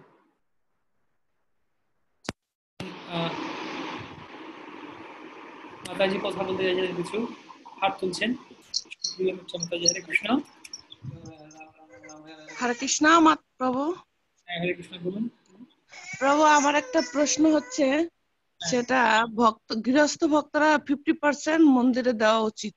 এখন মন্দিরে যে প্রেসিডেন্ট আছে বা কোন অথরিটি আছে, যে সেই মন্দির থেকে টাকা নিয়ে নিজের ইন্দ্রিয় তৃপ্তি করছে, যেমন বাড়ি গাড়ি করছে, বিজনেস করছে, তা এই সিচুয়েশনে আমাদের কি করা উচিত? তো সেই ক্ষেত্রে আপনারা দেখতে পারেন যে এমন ভাবে চিন্তা করুন যে কোথায় মন্দিরে আপনি কোথায় দিলে সেই বা কিভাবে দিলে সেটা সঠিকভাবে লাগবে, কিভাবে সেটা ব্যয় করে সঠিকভাবে লাগতে পারে, সেটা আপনি বিচার করতে পারেন। যদি সেরকম হয় একান্তই আপনি দেখছেন যে এখানে আমি টাকা দিলে এটা মিসইউজ হতে পারে, অন্যভাবে দিতে পারেন। প্রভুপাদ বলছেন কৃষ্ণ ভাবনামৃত প্রচারের জন্য বুক ডিস্ট্রিবিউশন কার্যে আপনি দিতে পারেন, বা যেখানে ভাগবত প্রচার হচ্ছে সেখানে দিতে পারেন, বা যদি আপনি মন্দিরে সরাসরি টাকা না দিয়ে আপনি চাল ডাল কিনে দিয়ে দিন, চালের বস্তা, চাল ডাল সেটা কিনে মন্দিরে দিয়ে দিন, সেটা তো আর প্রেসিডেন্ট নিজের বাড়িতে নিয়ে যাবেন না, বা হয়তো ড্রেস বানিয়ে দিতে পারেন। না প্রভু, এটাও যদি হয় যে আমি চাল ডাল দিলাম, ওনার বিজনেস কোন রেস্টুরেন্ট আছে সেখানে কাজে লাগিয়ে দিচ্ছে, সেটা কি হবে? সেটা আপনি বিচার করে দেখুন কোথায় প্র্যাকটিক্যালি আপনি কিভাবে করবেন। কিন্তু মূল কথা হচ্ছে যদি আপনি দিতে রাজি থাকেন কৃষ্ণ নিতে রাজি আছেন, কৃষ্ণ নেয়ার জন্য বসে আছেন। যে আপনি দিতে রাজি থাকেন, কৃষ্ণ আপনাকে অবশ্যই রাস্তা দেখিয়ে দেবে, ওখানে দাও, তাহলে এটা সঠিক কাজে লাগবে, সঠিক ক্ষেত্রে লাগবে। তাহলে আমাদের কৃষ্ণ বুদ্ধি দিয়ে দিয়েছে, যেখানে দিলে কৃষ্ণ পাবে সেখানেই দিতে হবে, যেখানে দিলে পাবে না প্রত্যেকটা ক্ষেত্রে দামি বুদ্ধি যোগম তো ভগবান বুদ্ধি দেবেন, তো ভগবান বুদ্ধি দেবেন। এটা হয়তো এখানে না দিলে ওখানে, হয়তো ভগবান আপনাকে সেরকম কোনো ভক্তের সাথে কাছে নিয়ে যাবেন, যেই ভক্ত সেরকম 2 নম্বরই করবে না এবং সে সঠিক কাজে লাগাবে। তো ইসকন সারা বিশ্বব্যাপী অনেক আছে, অনেক প্রচার হচ্ছে এবং সেটা বিভিন্ন কিছু আছে ইসকনে। আপনি দেখতে পারেন কোথায় আপনি দিলে সেটা সঠিক কাজে লাগতে পারে, সেটা আপনি বিচার করেন। প্রভু, আরেকটা প্রশ্ন, সেটা হচ্ছে ভক্তি রসামৃত সিন্ধুর যে আমাদের সেবা অপরাধ নাম অপরাধের সংজ্ঞা, সেটা কি সেবা অপরাধ 10টা আছে আর নাম অপরাধ 10টা আছে, এগুলো ডিটেলস সহ তুলে ধরবো নাকি এমনিতে ডেফিনেশনটা শুধু একটা বেসিক জিনিস করে দেব? সেবা অপরাধ নাম অপরাধ এখানে সংক্ষিপ্ত প্রশ্ন, এখানে আপনি ডিটেইলস দেওয়ার প্রয়োজন নেই। যা সেবা অপরাধ বলতে কি বোঝায়, নাম অপরাধ বলতে কি বোঝায় সেটাই বলবেন। সেবা অপরাধ বলতে কি বোঝায়, যখন ভগবানের দিব্য নাম জপ করার সময় অর্থাৎ অপরাধ কথাটা হচ্ছে, অপরাধ কথার মানে হচ্ছে সঠিক নিয়ম নীতি অনুসরণ না করে করলে অপরাধ হতে পারে। তো ভগবানের নাম জপ করতে অপরাধ হতে পারে, সেবা, সেটা আপনি সংক্ষেপে বলতে পারেন 10টি নাম অপরাধ আছে, 10টি সেবা অপরাধ আছে। ভগবানের নাম জপ করার ক্ষেত্রে যে সমস্ত অপরাধ হয় নাম অপরাধ বলা হচ্ছে। আর ভগবানের সেবা, বিগ্রহ সেবা, ভগবানের যে কোনো সেবাতে যদি কোনো ত্রুটি হতে পারে সেই ত্রুটিগুলিকে অপরাধ বলা হচ্ছে, সেরকম সেবা অপরাধ 10টি আছে। বা অল্প কথায় লিখে দিন। আর প্রভু, লোল্লম শব্দের অর্থ কি? গভীর। লোল্লম, লৌল্যম মানে হচ্ছে লোভ। লোভ, ভগবানের কৃষ্ণ প্রেম লাভ করার জন্য লোভ থাকা উচিত। আরেকটা লাস্ট প্রশ্ন, সেটা হচ্ছে পরমার্থিক জীবনে অগ্রগতির পথে প্রামাণিক পন্থা কি? এটা কি গুরুদেবের আশ্রয় গ্রহণ করা, চরণাশ্রয়? পারমার্থিক জীবনে অগ্রগতির পথে প্রামাণিক পন্থাটি কি? এটা কোথায় প্রশ্ন আছে? কত নম্বর প্রশ্ন? এটা ভক্তি রসামৃত সিন্ধু অধ্যায় 7 প্রশ্ন নম্বর 29, 59 নম্বর প্রশ্ন। 59 29 অধ্যায় 7 nectar of devotion.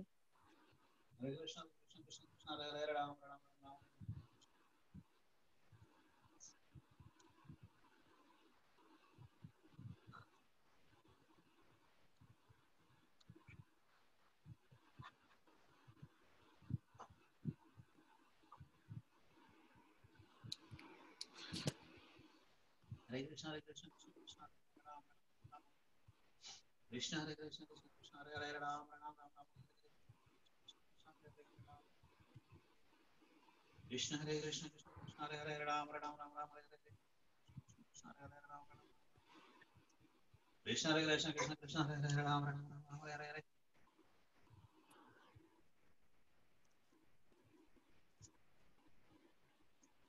Hare Krishna, Hare Krishna, Krishna Krishna, Hare Hare, Ram Ram, Ram Hare Hare.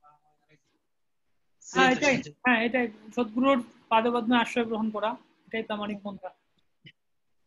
Thank you প্রভু, দণ্ডবোধ প্রণাম।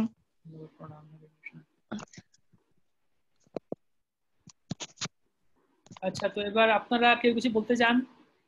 আপনাদের কোনো উপলব্ধি, কোনো রিয়েলাইজেশন এই ভক্তি শাস্ত্রের কোর্স সম্বন্ধে? আপনারা হাত তুলতে পারেন। মাতাজি আবার হাত তুলছেন। আসলে প্রভু, এই ভক্তি শাস্ত্রী কোর্স একবার করেছি, আমার আবার পরের বারও করার ইচ্ছে আছে। এখন যেমন পরের বার যদি কখন হয় যদি জানান তাহলে একটু ভালো হয়। দেখা যাক, ঠিক নেই, ভগবানের ইচ্ছা কখন কি হয়।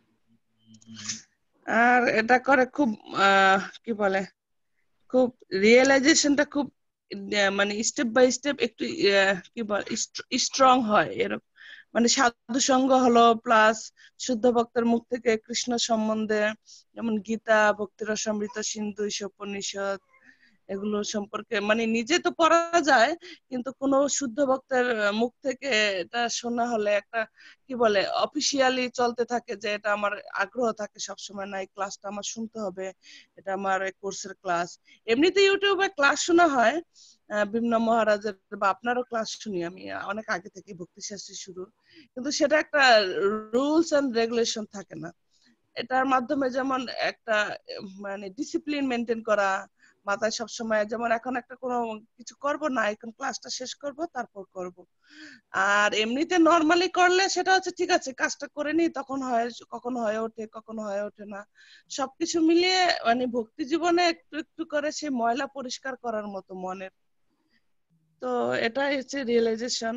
আরো ডিপ বলতে গেলে হয়তো অনেক কথা হয়ে যাবে, তো সবাই আছে এজন্য আমি এটুকুই বললাম আর কি। ধন্যবাদ ধন্যবাদ। থ্যাংক ইউ প্রভু।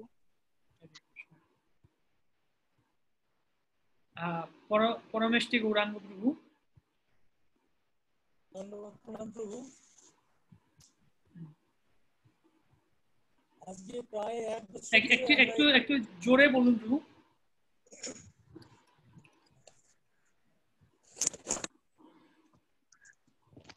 প্রভু যে আজকে প্রায় 1 বছর ধরে আমরা এই কোর্স করছি, জুন মাস হ্যাঁ। থেকে শুরু হয়েছে। তাই ক্লাসের মধ্যে একটা সবসময় উদ্গ্রীব হয়ে থাকতাম যে কবে ক্লাসটা হবে। তাই এই যে এতদিন ধরে যে আজকে বলতে গিয়ে মন ভারাক্রান্ত হয়ে উঠছে, কারণ এরপরে হয়তো এই সাধু সঙ্গ সাধু গুরু সঙ্গ আর আমরা সহজে লাভ করতে পারবো না, আমি পারবো না হয়তো। হ্যাঁ, দীর্ঘদিন যা সমাপ্ত হতে যাচ্ছে। যাই হোক, তাই এই কোর্স করতে গিয়ে যে অভিজ্ঞতাটা হলো সেটা হলো এই যে আমি নিজের দিক থেকে বলি যে আগে দিয়ে নিজে নিজে এই সমস্ত গ্রন্থগুলো পড়েছি, আমি নিজেকে ছিল প্রভুপাদের গ্রন্থের উপরের মধ্যেই সীমাবদ্ধ রেখেছিলাম, এর বাইরে বিশেষ কিছু আমি পড়িনি। কিন্তু শ্রীমুখ থেকে এই সমস্ত বাণীগুলো স্বপন করে এই যে গীতার্থ বিচার বা এই সমস্ত গুলো গীতা প্রবাহ এগুলো যেগুলো করেছেন বা অন্যান্য নোটগুলো যেগুলো দিয়েছেন সেগুলোতে সত্যি অনেকটা সমৃদ্ধ হয়েছে। তাছাড়া শ্রীল প্রভুপাদ যে তিনি যে তাৎপর্যগুলো যিনি লিখেছেন তার যে উৎসমুখ সেই বিষয়ে একেবারে সচেতন ছিলাম না। অর্থাৎ যে সমস্ত গ্রন্থগুলো তিনি ব্যবহার করেছেন, যেমন সেগুলো হচ্ছে গিয়ে বলদেব বিদ্যাভূষণ, বিশ্বনাথ চক্রবর্তী ঠাকুর, তারপরে ভক্তি বিনোদ ঠাকুর এবং ভক্তি সিদ্ধান্ত সরস্বতী ঠাকুর, যে ওনাদের যে গ্রন্থগুলো ব্যবহার করেছিলেন সে বিষয়ে খুব একটা আগ্রহ মানে দেখার সুযোগও পাইনি, সময়ও পাইনি। কিন্তু এই গীতা কোর্স করতে গিয়ে সেগুলো সম্বন্ধে অনেকটা সচেতন হয়েছি এবং সেটা সম্বন্ধে অনেকটা আগ্রহ জাগ্রত হয়েছে।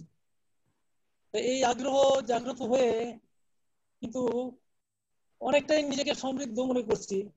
মনে হচ্ছে যে এখন যে অনেকটা যে গুরু মহারাজের কাছে যে আমরা প্রতিজ্ঞাবদ্ধ ছিলাম যে অন্য কাজকে এগিয়ে নিয়ে যেতে হবে, সেটা হয়তো নিয়ে যাওয়া কিছুটা সহজ হবে। তবে সঙ্গে সঙ্গে আমার একটা অন্য অনুভূতিও এসছে। অন্য অনুভূতিটা হলো এই যে এই গীতা কোর্স করা মানে এই ভক্তিশাস্ত্রীর কোর্স করার আগে বা প্রথমে যখন নাকি আমরা দীক্ষা গ্রহণের পূর্ব পর্যন্ত তখন মনে হতো যেন আমি অনেক কিছু জানি। তখন মনে হতো যে এই ইস্কনের যে সমস্ত সাধুরা আছে তারা আমাদের আশেপাশে অন্যান্য সাধু যারা দেখি তাদের মধ্যে গোপচারা মানুষ, হ্যাঁ তারা হয়তো কষ্টে সৃষ্টে চলছেন এরকম ভাবে। হ্যাঁ, তাকে তখন নিজেকে জ্ঞানী মনে হতো এবং তাদেরকে মনে হতো যে ওনারা সাধারণ ভাবে আছেন এই পর্যন্ত। এই গ্রন্থ যখন পাঠ করলাম বা এই সমস্ত গুলো এই যে ভক্তি শাস্ত্রী কোর্স যেগুলো করলাম, করতে করতে যতই করছি ততই মনে হচ্ছে যেন তারা আমার থেকে অনেক উপরে উঠে যাচ্ছেন আস্তে আস্তে, আমি অনেক নিচে নেমে যাচ্ছি। আচ্ছা, আমি যেন দিন দিন মূর্খ হয়ে যাচ্ছি, মূর্খ থেকে মূর্খতর অবস্থা হয়ে যাচ্ছে আমার, মানে কিছুই জানি না এই ভাবটা আমার এসেছে। এইটা করতে গিয়ে যে মহাপ্রভু সেই একটা যে কথা চৈতন্য চরিতামৃতের মধ্যে উনি বলেছিলেন, সেই কথাটা বড় মনে হচ্ছে। গুরু মোরে মূর্খ দেখি করিলা শাসন, মূর্খ তুমি তোমার নাহি বেদান্তাধিকার, কৃষ্ণ নাম জপ সদা এই মন্ত্রসার, নাম বিনে কলিকালে নাহি আর ধর্ম, সর্বমন্ত্র সার নাম এই শাস্ত্র মর্ম। তা আমি এটুকু বুঝতে পেরেছি যে আমার মতো মূর্খের হরিনামই একমাত্র গতি পথ, এবং গুরু মহারাজের নির্দেশ মতে কর্মসাধনের একমাত্র উপায়। তা এই আমার এই অনুভূতি, কেন আমি মূর্খ থেকে মূর্খতর হচ্ছি, এবং সেই নামের মধ্যে কিছু যে আগে আমি যতটা নামের মধ্যে যেটা না পেয়েছি, এখন যেন তার থেকে বেশি আমি অনেক কিছু লাভ করছি। এইটুকু আমার এই মূর্খ অবস্থায় যেন আমি গুরু মহারাজকে সেবা করতে পারি, এই আমার অনুভূতি এখানটা থেকে এসেছে। হরে কৃষ্ণ হরে কৃষ্ণ হরে কৃষ্ণ। হরে রাম রাম রাম হরে হরে। ধন্যবাদ পরমেশ্বর গৌরাঙ্গ প্রভু। উদার কীর্তি গোবিন্দ প্রভু।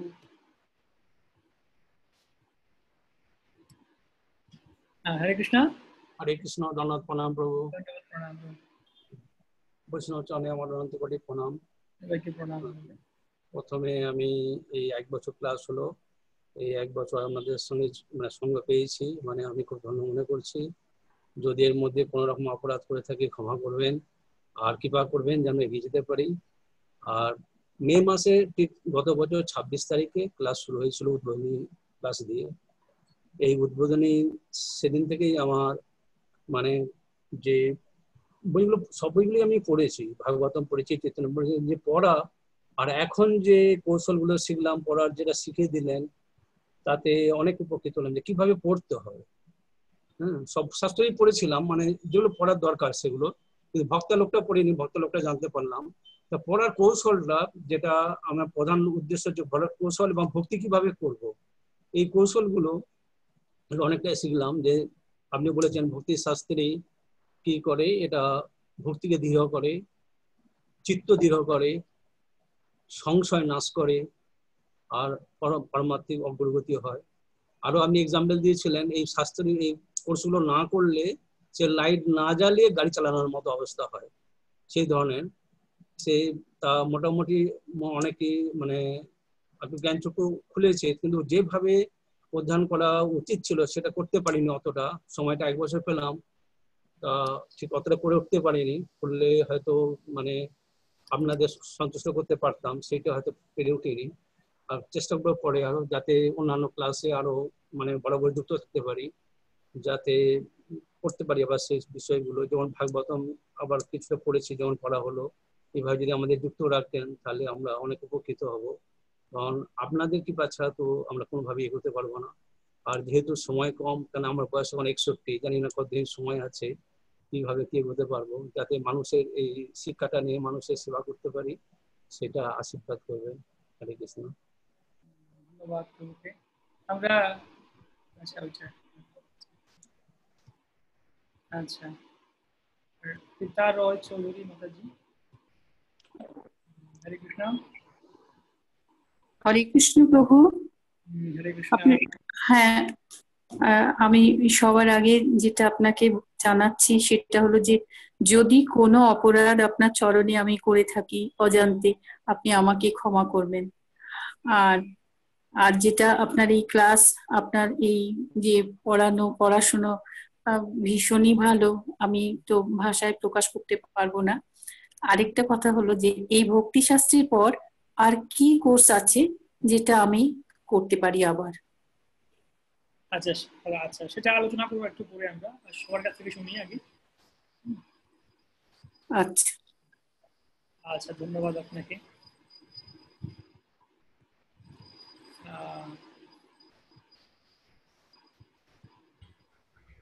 বিশ্বগুরু চৈতন্য প্রভু। হরে কৃষ্ণ। হরে কৃষ্ণ প্রভু। দণ্ডবত প্রণাম প্রভু। প্রণাম প্রভু। আমি কি বলবো খুঁজে পাচ্ছি না আসলে। আমি একটা কথা বলতে চাই, আজকে আপনি ভিডিও অন করতে পারলে ভালো হয়। ভিডিও আমি প্রভু একটু খুব এতে বাইরে আছি, এই জন্য ভিডিওটা অন করছি না। আচ্ছা ঠিক আছে, ক্লাসের মধ্যে আছি, একটা কাজের মধ্যে বসে আছি, মোবাইলটা কাছেই আছে। ঠিক আছে বলুন। তো আমি মানে ভক্তি শাস্ত্রী করতে চেয়েছিলাম, আমি তো আপনার সঙ্গে কথায় বলেইছিলাম আগে। তারপরে ভক্তি শাস্ত্রী করতে করতে আমি আসলে যে উদ্দেশ্য নিয়ে ভক্তি শাস্ত্রী করতে এসেছিলাম, আমি তার থেকে অনেক অনেক অনেক কিছু আরো বেশি এক্সট্রা পেয়ে গেছি। সেটা যেমন আমি বলতে পারবো যে ধরুন এই যে ভক্তি শাস্ত্রে যুক্ত হয়ে এবং আপনার যে সমস্ত আপডেট গুলো, যে বিভিন্ন রকম প্রয়াস আমাদেরকে ভক্তিতে যুক্ত রাখার জন্য, এত কিছু প্রয়াস, আমি সত্যি বলছি আমি অত্যন্ত উপকৃত। এবং শুধু ভক্তি শাস্ত্রী নয়, এই সমস্ত কিছু পারিপার্শ্বিক যে সমস্ত কিছু, যেমন আপনি বিভিন্ন গ্রুপ করেছেন, সেই গ্রুপে প্রতিনিয়ত যেভাবে আমাদেরকে গাইড করার চেষ্টা করছেন এবং আমাদেরকে পথ দেখাচ্ছেন, এবং আমি আপনার এই যে গাইডগুলো আমি চাই আমি আমাদের ভক্তরা যারা আছে তাদেরকেও আমি এরকম করে গ্রুপ বানিয়েছি, সেখানে তাদের শ্লোক দেওয়া হচ্ছে। এবং আমি আগামী পাণ্ডবা নিজলাসে দেখে আপনি যেভাবে আমাদেরকে বই পড়ার জন্য গাইড করছেন, ওইভাবে আমিও, আপনি বলেছিলেন যে ছোট ছোট গ্রুপ তৈরি করতে, তো আমি আপনার উৎসাহে সেই গ্রুপ তৈরি করতে চলেছি। আপনি কৃপা করে আশীর্বাদ করুন এই অধমকে, যেন আপনার সান্নিধ্যের থেকে আমরা যেন ভক্তিপথে আরো এগোতে পারি। এবং আপনার শ্রীচরণ কমলে যদি ক্লাস করতে গিয়ে বা কিছু বলতে গিয়ে কোনো অপরাধ করে থাকি, অধমকে ক্ষমা করবেন। আর সমস্ত ভক্তবৃন্দের চরণে আমার অশেষ ধন্যবাদ, কারণ ভক্তরা খুব অ্যাক্টিভ, বিশেষ করে নন্দদুলার কানাই প্রভু আছেন আমাদের, উনি অত্যন্ত বয়স্ক হলেও ওনারা সবসময় যেভাবে প্রতিটা প্রশ্ন করেন, সেই প্রশ্নের মাধ্যমে আমরা উত্তর পাচ্ছি, যেগুলো আমরা পাই না, এবং ওনাদের ফিলিংস গুলো ওনারা বলছেন, সেটা থেকে আমার আরো অনেক বেশি শিক্ষা পেয়েছি। অসংখ্য ধন্যবাদ আপনাকে, মায়াপুর ইনস্টিটিউটকে, ছিল প্রভুপাদকে এবং আপনার শ্রীচরণ কমলে আমার দণ্ডবোধ প্রণাম। ভানুমতি সাউন্ড শুনতে পাচ্ছেন তো সকলে? ভানুমতি মাতাজি বলতে শুনতে পাচ্ছেন না? শুনতে পাচ্ছি। আচ্ছা শুনুন, ধন্যবাদ আপনাকে। নন্দদুলাল কানাই প্রভু। হরে কৃষ্ণ। হ্যাঁ হরে ধন্যবাদ প্রণাম। আজকে সত্যি মানে আনন্দ হচ্ছে, দুঃখ হচ্ছে যে আমাদের এইভাবে একটা বছর কোথা দিয়ে কেটে গেল। হয়তো এভাবে আর আপনাকে বা সবাইকে পাবো কিনা জানি না, তবে প্রথমেই আপনার শ্রীচরণ আমার এটা নিবেদন যে যদি কিছু ভুলভ্রান্তি হয়ে থাকে কোথাও, সেটাকে আপনি নিজ মনে ক্ষমা করে নেবেন। কারণ আজকে খুব মনে পড়ছে যে 2007 সালে যখন পালক পার্থসারথী দাসপ্রভু, আমার যিনি মেন্টার, ওনার সাথে আমি ভক্তি জীবনে এসেছিলাম কলকাতা মন্দিরে এবং ভক্তি বৃক্ষে। সেদিন ক্লাসের প্রায় 2/3 টাইম আমি শুধু প্রশ্ন করে যেতাম, অর্থাৎ তখন আমার ধারণা ছিল আমি অনেক জানি, অনেক বুঝছি, পালক প্রভু ছোট্ট বাচ্চা, কিছু জানেন। তারপর আস্তে আস্তে কিছুদিন যাবার পরে নিজের ভুলটা বুঝতে পেরেছিলাম। সেইভাবে 2009 সালে প্রচার শুরু করলাম এবং প্রচার কার্য নিজে কিছুই জানি না, অথচ যাই হোক গুরু মহারাজের অহেতুকি কৃপার ফলে আজকে 700-র উপরে অ্যাক্টিভ মেম্বার আমার সাথে যুক্ত রয়েছেন সাপ্তাহিক ভাবে। তো তাদের মধ্যেই উদরকীর্তি গোবিন্দ দাস, পরমেশ্বর গোবিন্দ দাস, এদেরকে দেখেছেন, তরুণ মুখার্জি প্রভু, মানে তার কৃষ্ণ প্রসাদ দাস। আমি সে সময় যখন মনে হলো যে আমি নিজে করব, অন্তত কয়েকজনকে যুক্ত করি, সেইভাবে ওনারা 3 জন আমার সাথে আপনার এখানে সুযোগ পেলেন। আমি যদি এখানে 3 জনের জায়গায় যদি অন্তত 30 জনকে বা 50 জনকে যুক্ত করতে পারতাম তাহলে হয়তো ভালো হতো। কারণ আমি বুঝতে পারলাম যে শিক্ষার রাস্তাটা কেমন হওয়া উচিত এবং প্রয়োজনীয়তা কতটা। কারণ কিছুটা নিজের মধ্যে এরকম ভাব ছিল যে আমি বোধহয় খুব ভালো ক্লাস নিই, আমি বোধহয় ভালো প্রচার করছি, আমার বোধহয় কিছু যোগ্যতা আছে, কখনো কখনো এরকম মনে হতো। কিন্তু আজকে আপনার সাথে 1 বছর সঙ্গ করার পর বুঝতে পারলাম যে কিছুই শিখিনি। যেটা পরমেশ্বর প্রভু বললেন যে মূর্খ থেকে মূর্খতর হয়েছি, আমার অবস্থাও ঠিক তাই। আমরা 4 জনই বোধহয় একই কথা বলবো। তবুও আপনার কাছে এটা প্রার্থনা যে আপনি কৃপা করবেন, আপনার এই ভাবধারায় যেন আমরা এগিয়ে যেতে পারি এবং গুরু মহারাজকে যেন প্রচার কার্যে আরো সাহায্য করতে পারি। এবং আমার দৃঢ় বিশ্বাস যে আপনি যদি কৃপা করেন এবং আপনি যদি আমাদেরকে একটু সঙ্গ দেবার জন্য ভুলে না যান, তাহলে আপনার সহযোগিতা এবং সুন্দর গোপাল প্রভুর সহযোগিতা, অন্যান্য সমস্ত বৈষ্ণবদের কৃপা, সবকিছু মিলিয়ে গুরু মহারাজকে নিশ্চয়ই ভালোভাবে সাহায্য করতে পারবো। একটা চিন্তা ভাবনার সম্পূর্ণরূপে একটা নতুন জায়গায় আপনি পৌঁছে দিতে পেরেছেন এবং উৎসাহিত করতে পেরেছেন যে আমাদের অধ্যয়ন করা দরকার, যেটা আমার মধ্যে অবস্থার পরিপ্রেক্ষিতে ইচ্ছা থাকলেও হয়ে উঠছিল না। এবং এই 1 বছর অনেক অধ্যয়ন করার ইচ্ছা ছিল, কিন্তু সেভাবে পারিনি। তবে ধারাবাহিকতাটাকে মেনটেন করার চেষ্টা করব। আপনার কাছে এটুকু শপথ করলাম আর আপনার কৃপা প্রার্থনা করলাম। এবং সমস্ত ভক্তিবৃক্ষে যাদেরকে বন্ধু হিসেবে আমি পেয়েছি তাদেরকে যেন এই ভাবধারায় তাদেরও যেন এগিয়ে যেতে পারি, এবং তার জন্য আপনার সহযোগিতা দরকার হতে পারে। প্রয়োজন হলে আমি ব্যক্তিগতভাবেও আপনার সাথে যোগাযোগ করব। হরে কৃষ্ণ। ধন্যবাদ আপনাদেরকে। নন্দগোপাল কানাই প্রভু ওনারা কলকাতাতে ভক্তিবৃক্ষ অনেক বড় গ্রুপ আছে এবং সবাইকে গাইড করছেন। তো এটা অত্যন্ত ভালো যে আপনারা নিজেরা যারা লিডার, যারা গাইড করছেন, এটা অত্যন্ত গুরুত্বপূর্ণ যে আমরা নিজেরা এই যেটা আমি শুরুতেই বলছিলাম প্রথম ক্লাসে, প্রচার মানে হচ্ছে কি, আমার গ্লাসটা আমি ভরছি, ভরতে ভরতে যখন গ্লাসটা ভরে গেছে, এক্সট্রা উপচে পড়ছে, ওভারফ্লো হচ্ছে, এটা হচ্ছে প্রচার। আমার নিজের গ্লাসটা খালি আছে, অন্য গ্লাসে কি ভরবো আমি? সেজন্য আমরা নিজেরা সেই কোয়ালিটি ডেভেলপ করতে পারলে, প্রচারটা আসলে কঠিন না। প্রচারটা এখানে ভক্তিটা সিম্পল, সরল। আমরা যা করব অন্যকে বলবো, যা করবো অন্যকে বলবো, বাস সিম্পল। ক্লাস দেয়া, প্রচার করা, এটা কঠিন রকেট সায়েন্স না যে আমাকে অনেক চিন্তা ভাবনা করতে হবে, অনেক সিম্পল জিনিস, কিন্তু সেটা অনেক সময় কঠিন মনে হয়। আচ্ছা, মাতাজি আবার বলতে চাইছিলেন কিছু? হরে কৃষ্ণ প্রভু, সেটা হচ্ছে আপনি একটু আগে বললেন না ক্লাসের সময় কি প্রিন্ট করবেন প্রভুপাদের কি ডোনেশন। তো আমি তো এই ভক্তি শাস্ত্রীটা পে করিনি। তো আমি চাইছি যে ভক্তি শাস্ত্রী যে পে করব ওটার সাথে আমি কিছু ডোনেশন দিব। এখন সেটা হচ্ছে আমি কি মায়াপুরে আমাদের কিছু ভক্ত আছে আটলান্টার, ঠিক আছে, আপনার সাথে যোগাযোগ করে কি এখন দেওয়া যাবে? আমি তাহলে আমার প্রভুর সাথে আলোচনা করি, লকডাউন শেষ হোক। আরেকটা প্রভু, সেটা হচ্ছে আপনার যদি কোনো কোর্স বা এরকম টাইপের কিছু হয় এখান থেকে চালু হয় মায়াপুর ইনস্টিটিউট থেকে, দয়া করে আমাকে রিমাইন্ডার দিবেন। এটা বলবো। থ্যাংক ইউ প্রভু। যমুনা জীবন প্রভু পেরু থেকে, ল্যাটিন আমেরিকা। বলুন প্রভু, আপনার স্বাস্থ্য ভালো তো? এই এখন ভালো আছি আপনাদের আশীর্বাদে। হরে কৃষ্ণ, হরি বল। ভালো, বিশ্রাম ভালো হচ্ছে তো আপনার? বিশ্রাম ভালো হচ্ছে তো? ঘুম ভালো হচ্ছে? হ্যাঁ হ্যাঁ, খুব ভালো হচ্ছে। ঠিক আছে। এই তাই ভক্তি শাস্ত্রী আজকে সেই দিন?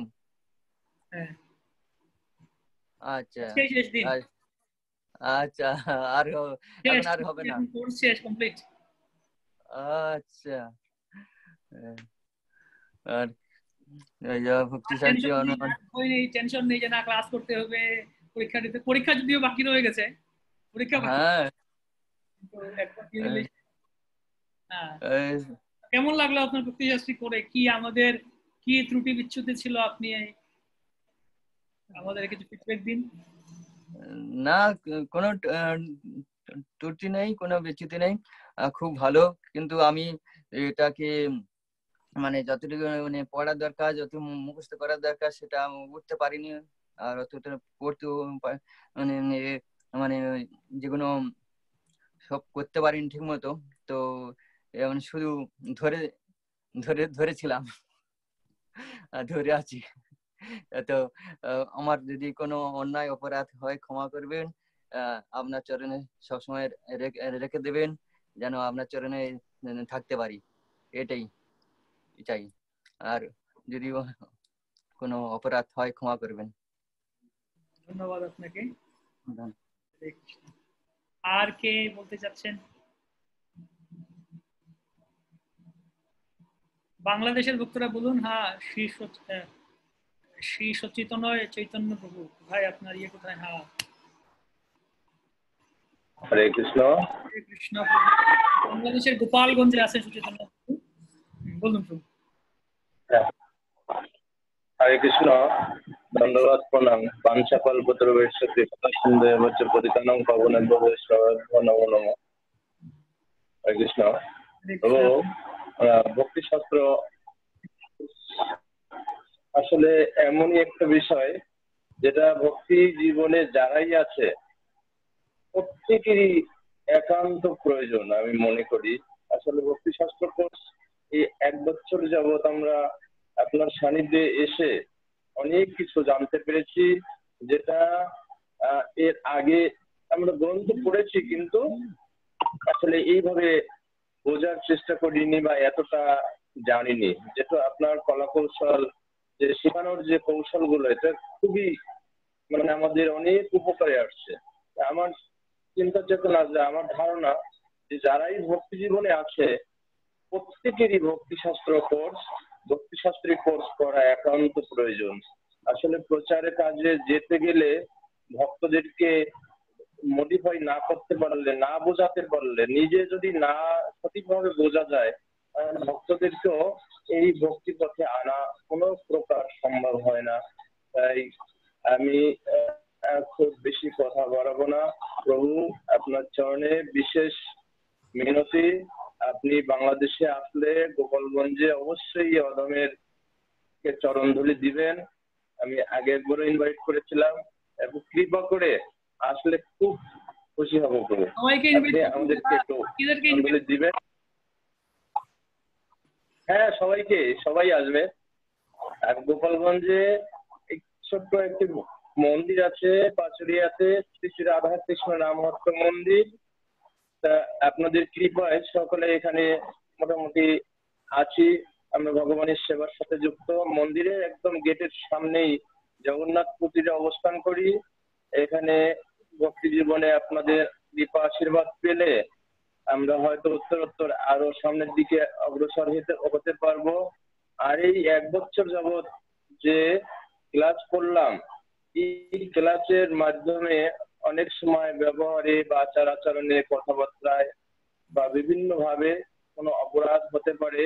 সেই অপরাধ ক্ষমা করবেন। নিজ সন্তান রূপে, দাস রূপে আপনি আমার সুন্দর দৃষ্টিতে দেখবেন। আর সকল ভক্তদের চরণে আমার শতকোটি দণ্ডবাদ প্রণতি। আপনারা সকলেই গোপালগঞ্জে আসবেন। ভগবান গোপালের গঞ্জ, সেই রাধা কৃষ্ণ নামহট্ট আছে ছোট একটি মন্দির, এখানে আমরা পরিচালনায় আছি।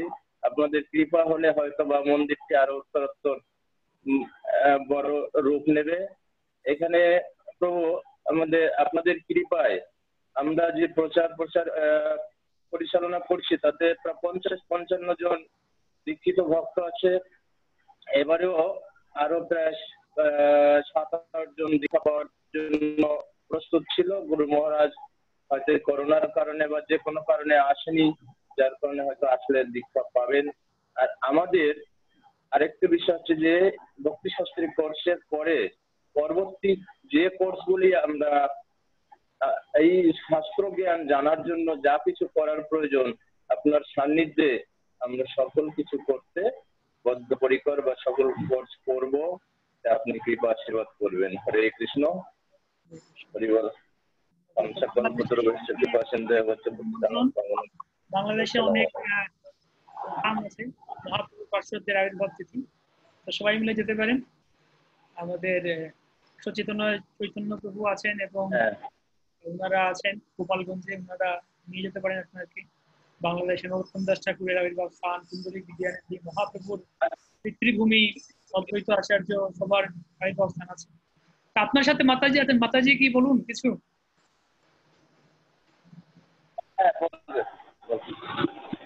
হরে কৃষ্ণ, ধন্যবাদ প্রভু।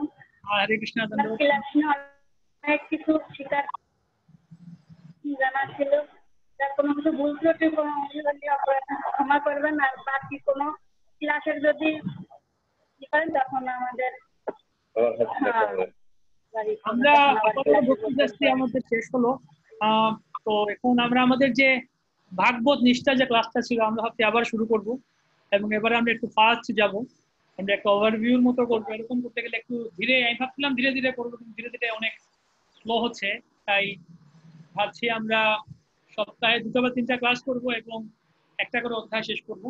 অ্যাটলিস্ট কমপক্ষে প্রতি সপ্তাহে একটা করে অধ্যায় শেষ করবো আমরা, এবং দেখা যাক হয়তো থেকে শুরু করতে পারি ভাগবত নিষ্ঠা ক্লাসটা।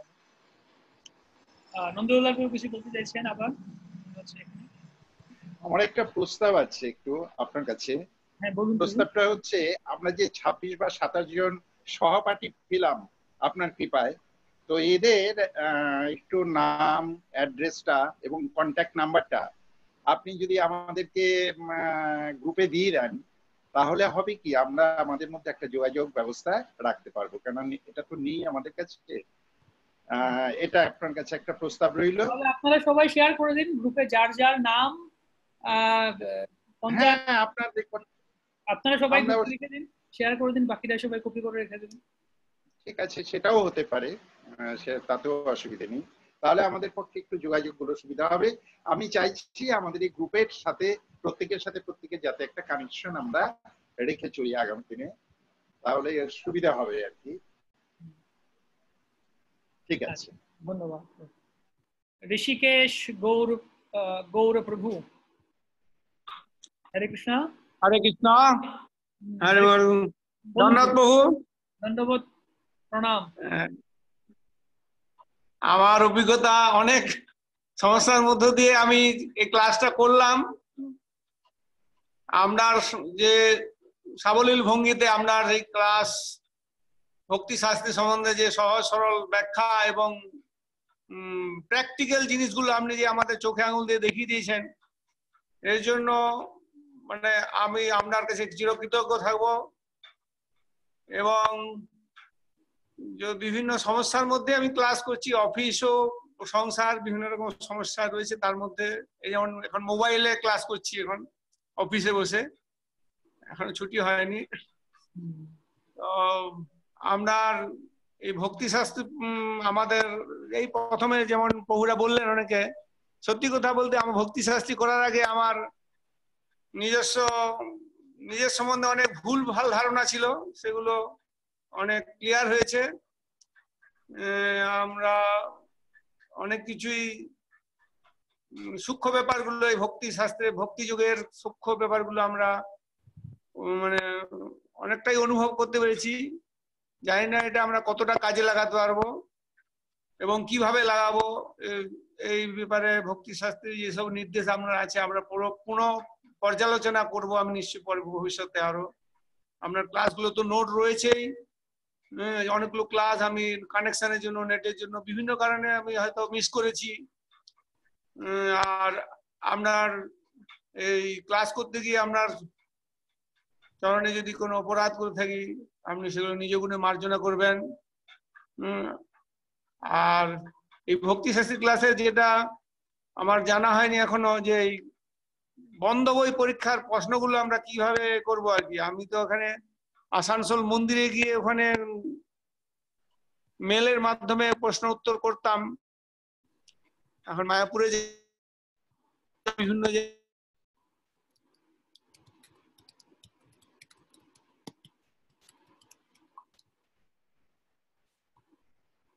হরে কৃষ্ণ।